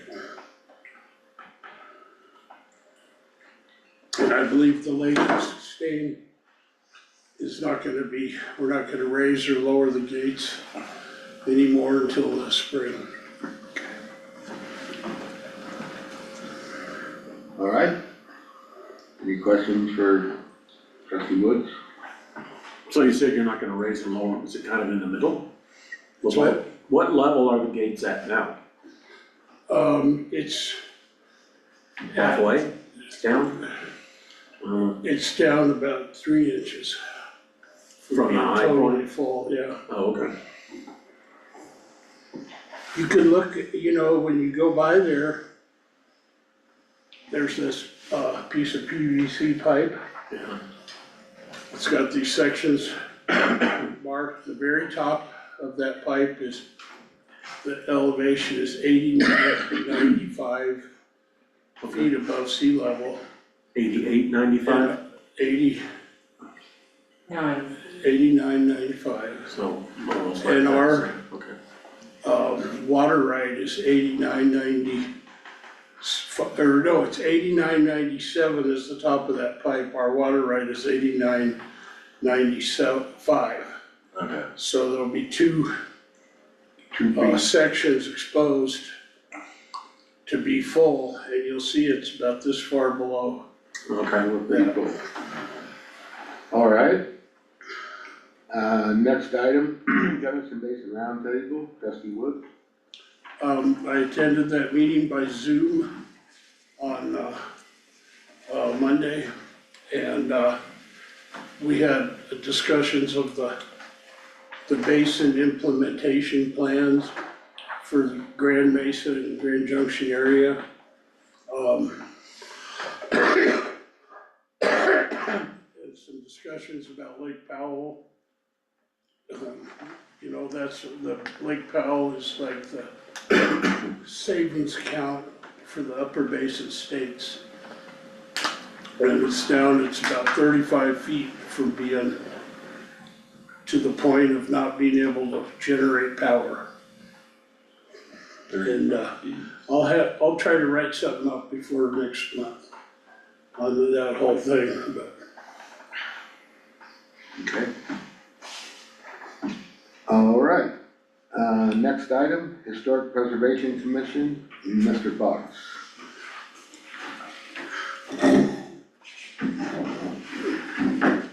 We had our last meeting on November 4th.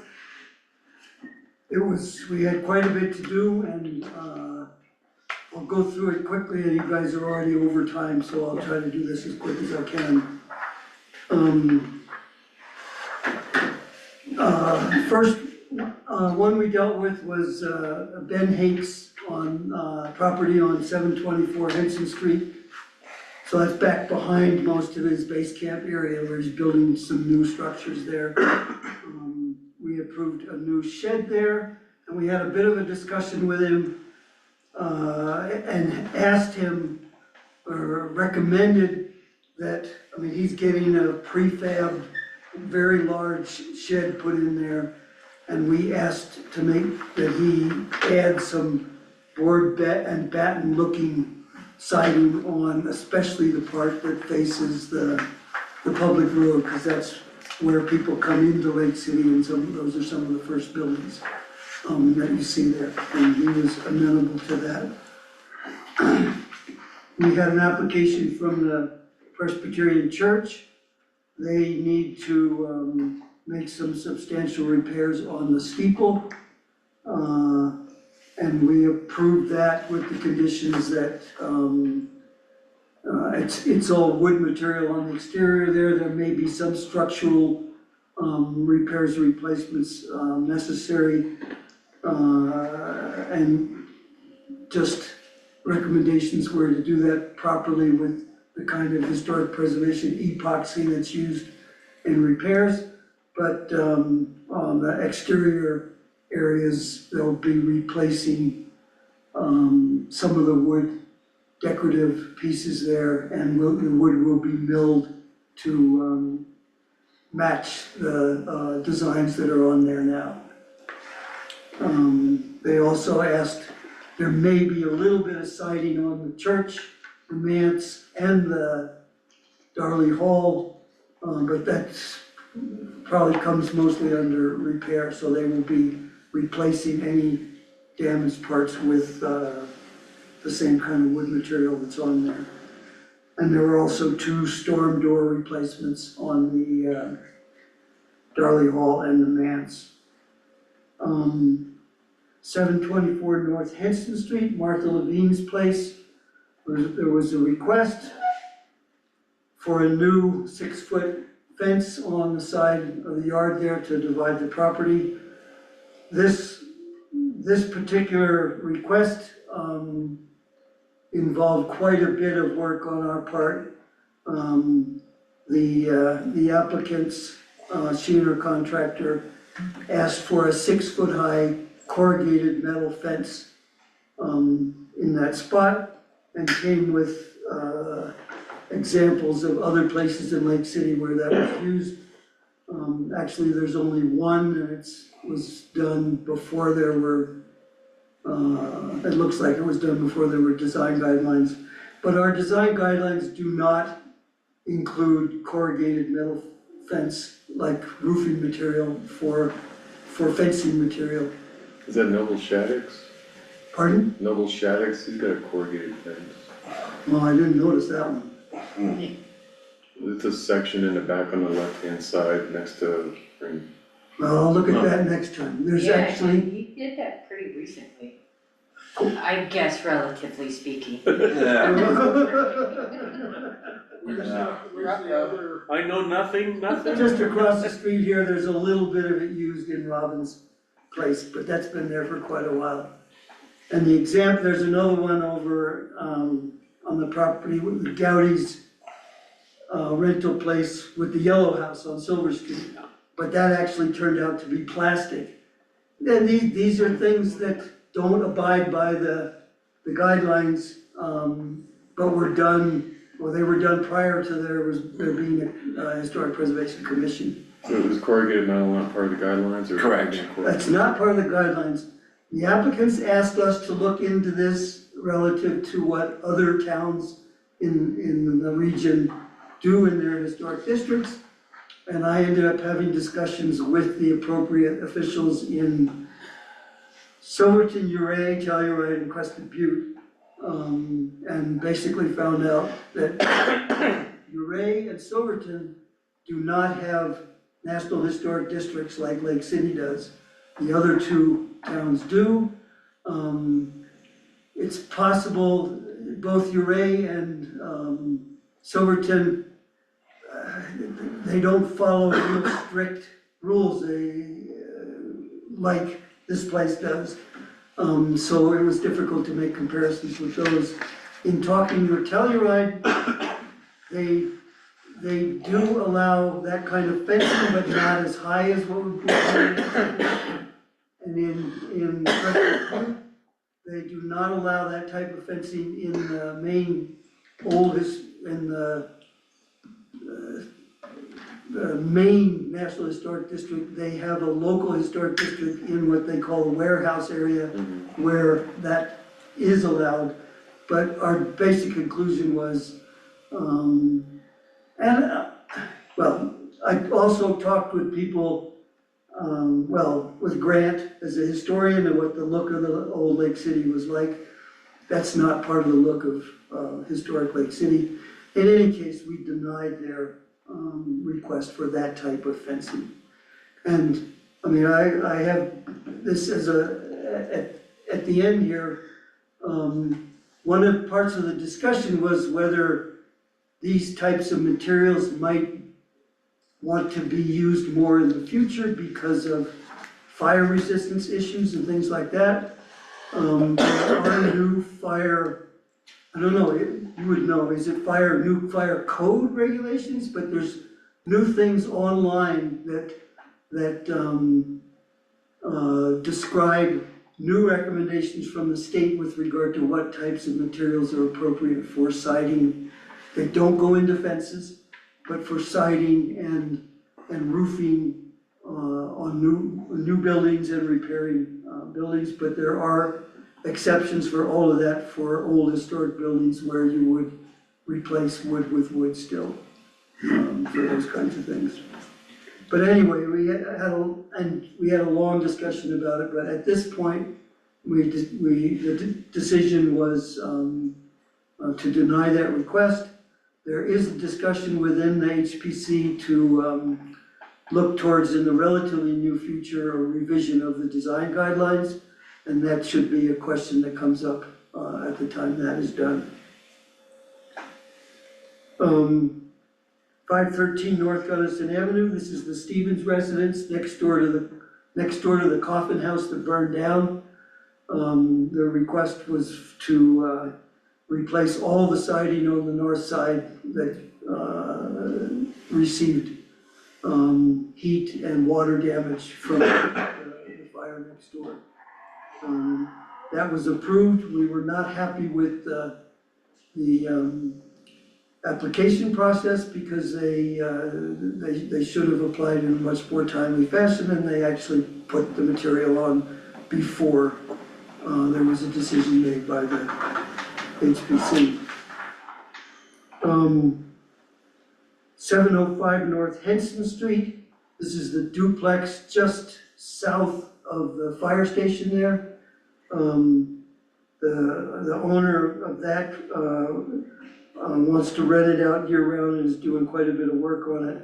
But he asked to replace all the vinyl siding that's on it now and put stucco on 3 sides except for the front, which will have wood lap siding, to replace the trim around the windows and doors with wood trim, and to replace the wood deck there with a composite deck and build a new roof over it. All that was approved.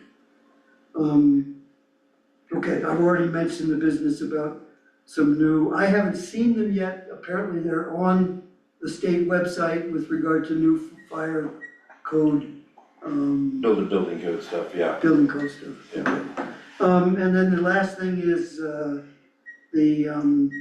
our certified local government annual report was submitted on November 3rd and approved the following week by the state.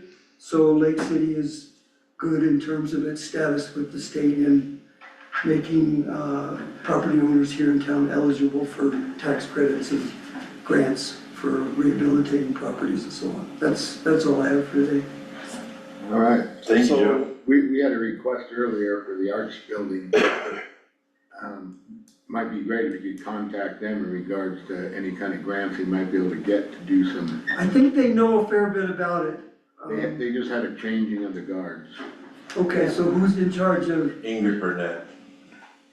oh, okay, Might be very helpful. okay.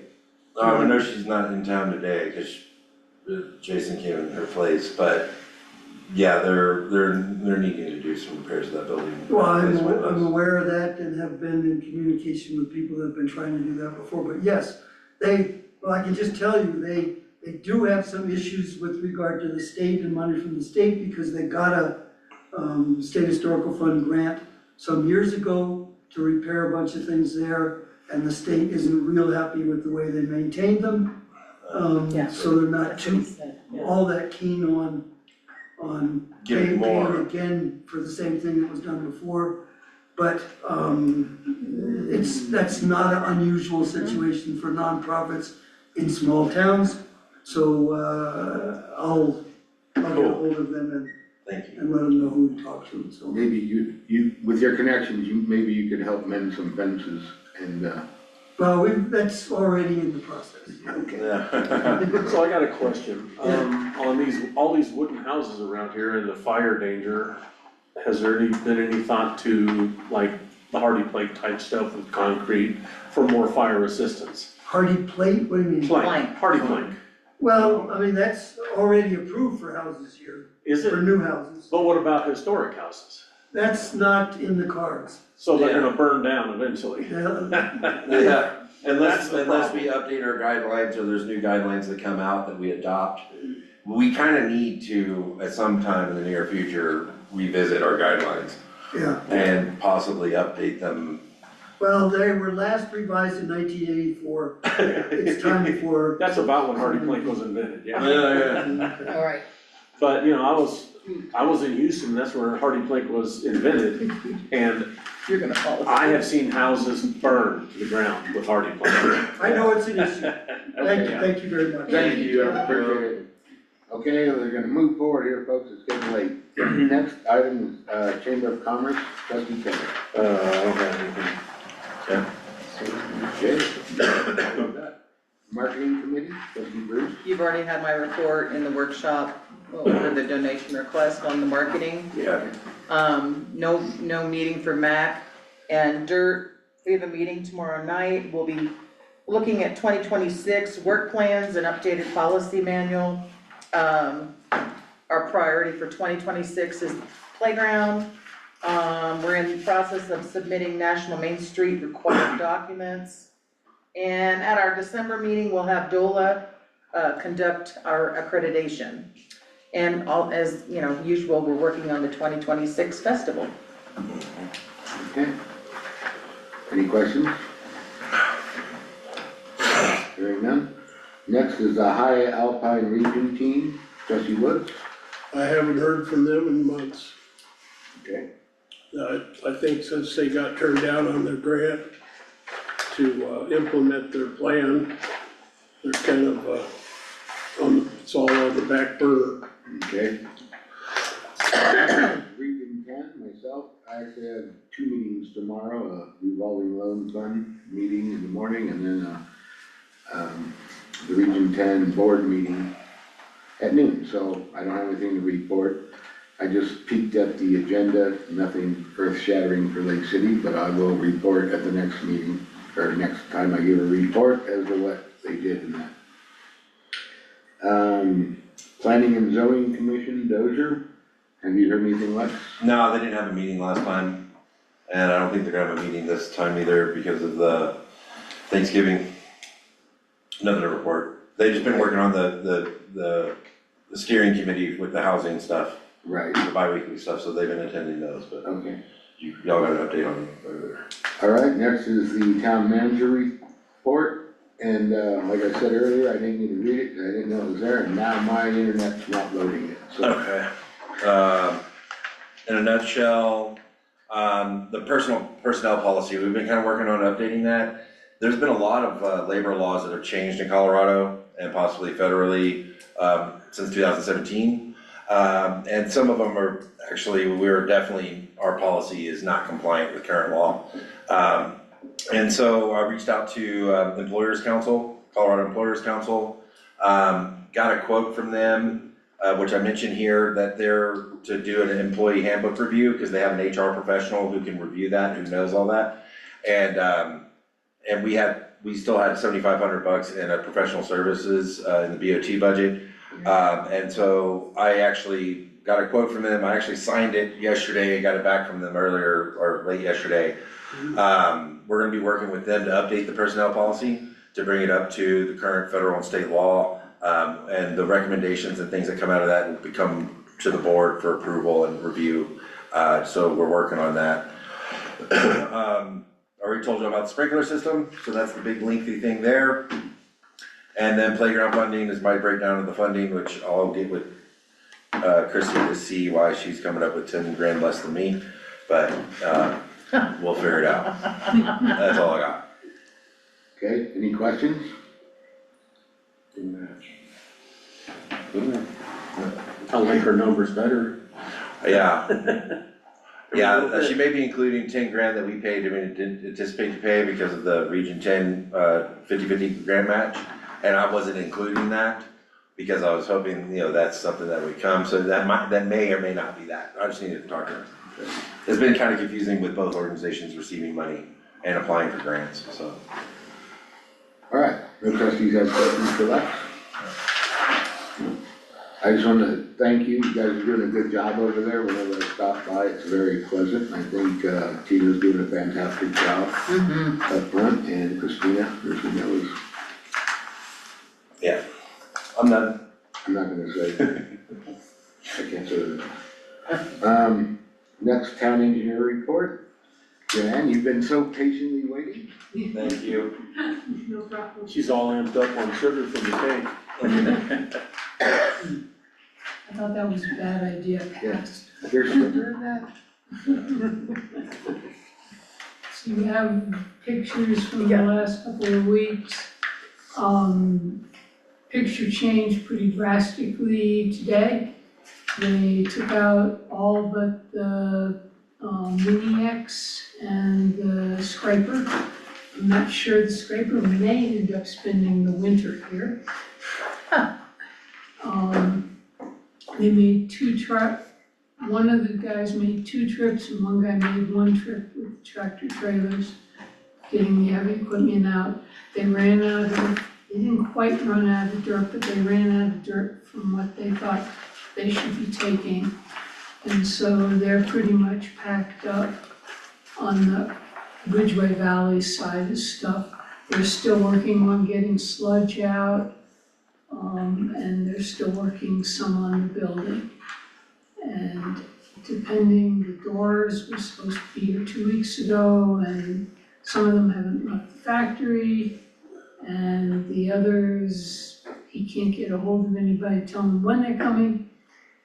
But we need to do the sheetrock insulation and the doors all at once, otherwise we'll have snow on the drywall or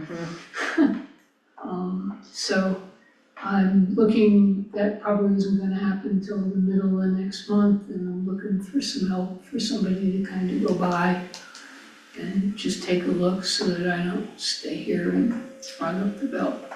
Have you talked to Bruce? I'm meeting with him at 9:30 tomorrow. Cool. I think that's going to work, but Okay, cool. Yeah, and our blowers are stuck in Germany, so. yeah, our blowers are packaged and waiting, I don't remember the term, but there's somebody that takes the possession of them and gets them to the boat. And then they start their venture, and they were waiting for the, whatever that term is, for that company to come.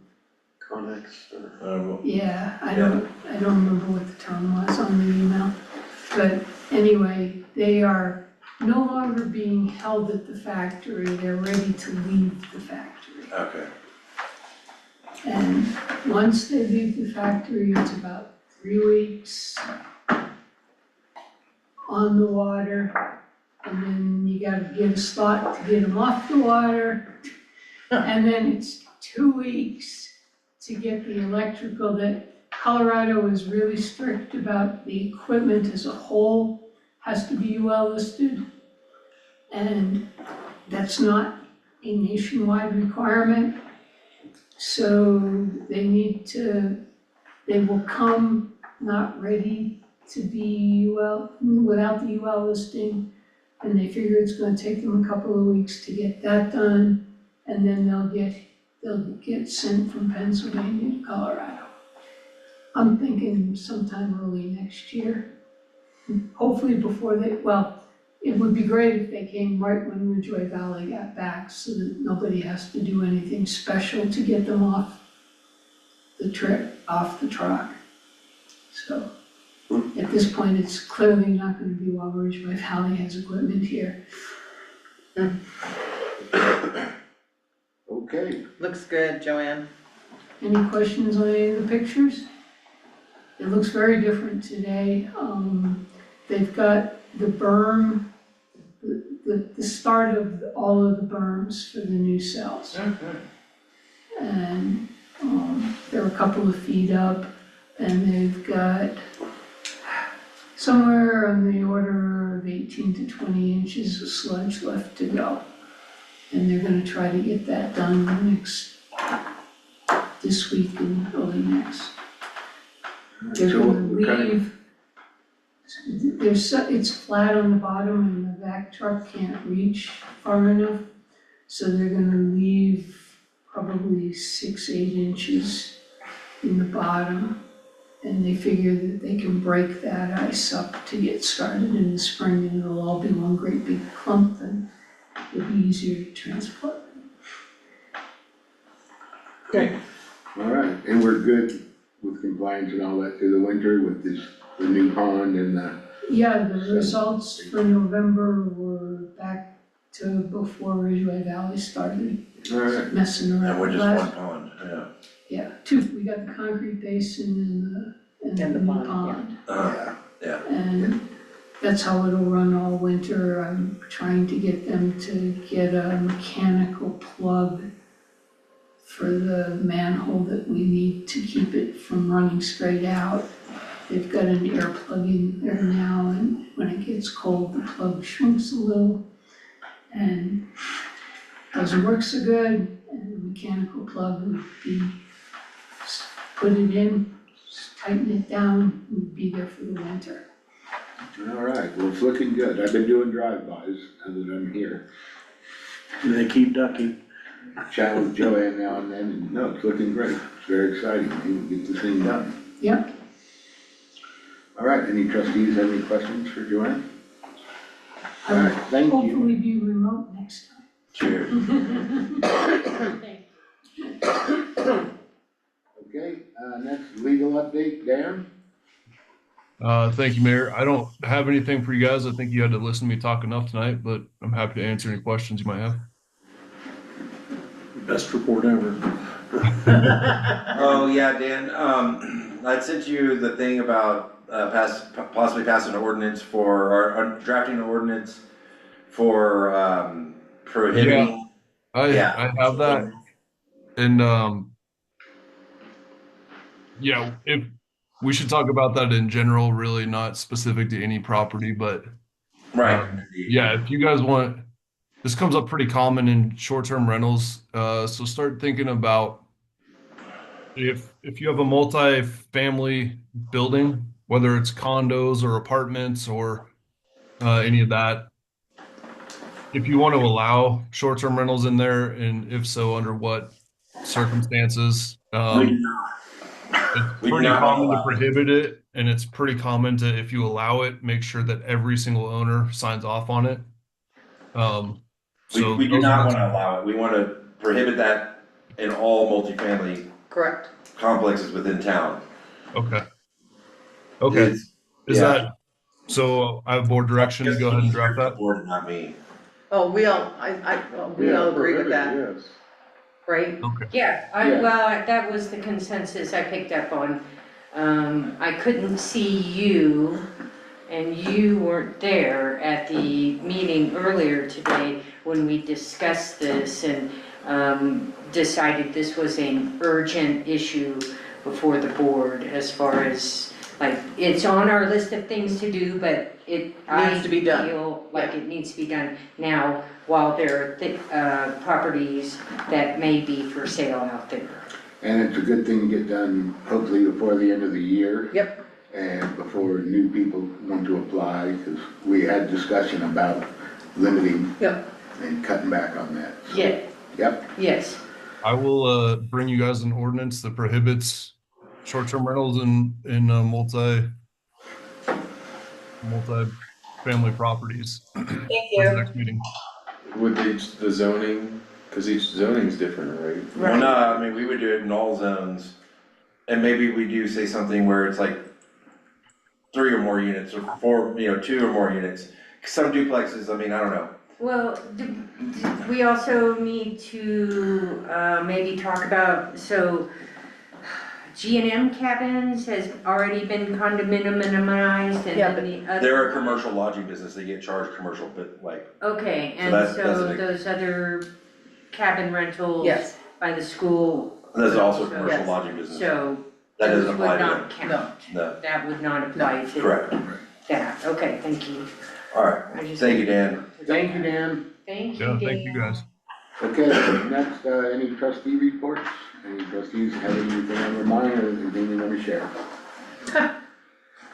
Everybody's asleep, so no. I am dog tired. Great to see y'all. Do the snow dance. Henry, I'll do the snow dance. You don't gotta bring the Indians. Film it, film it, film it. You do mine I automatic. got money now, thank you. You know, you gotta go out Naked. after dark and naked and dance. Mhm. Yeah, Dave says, yeah. I do it every night, Henry. Thank God you're not in the Thank you. neighborhood.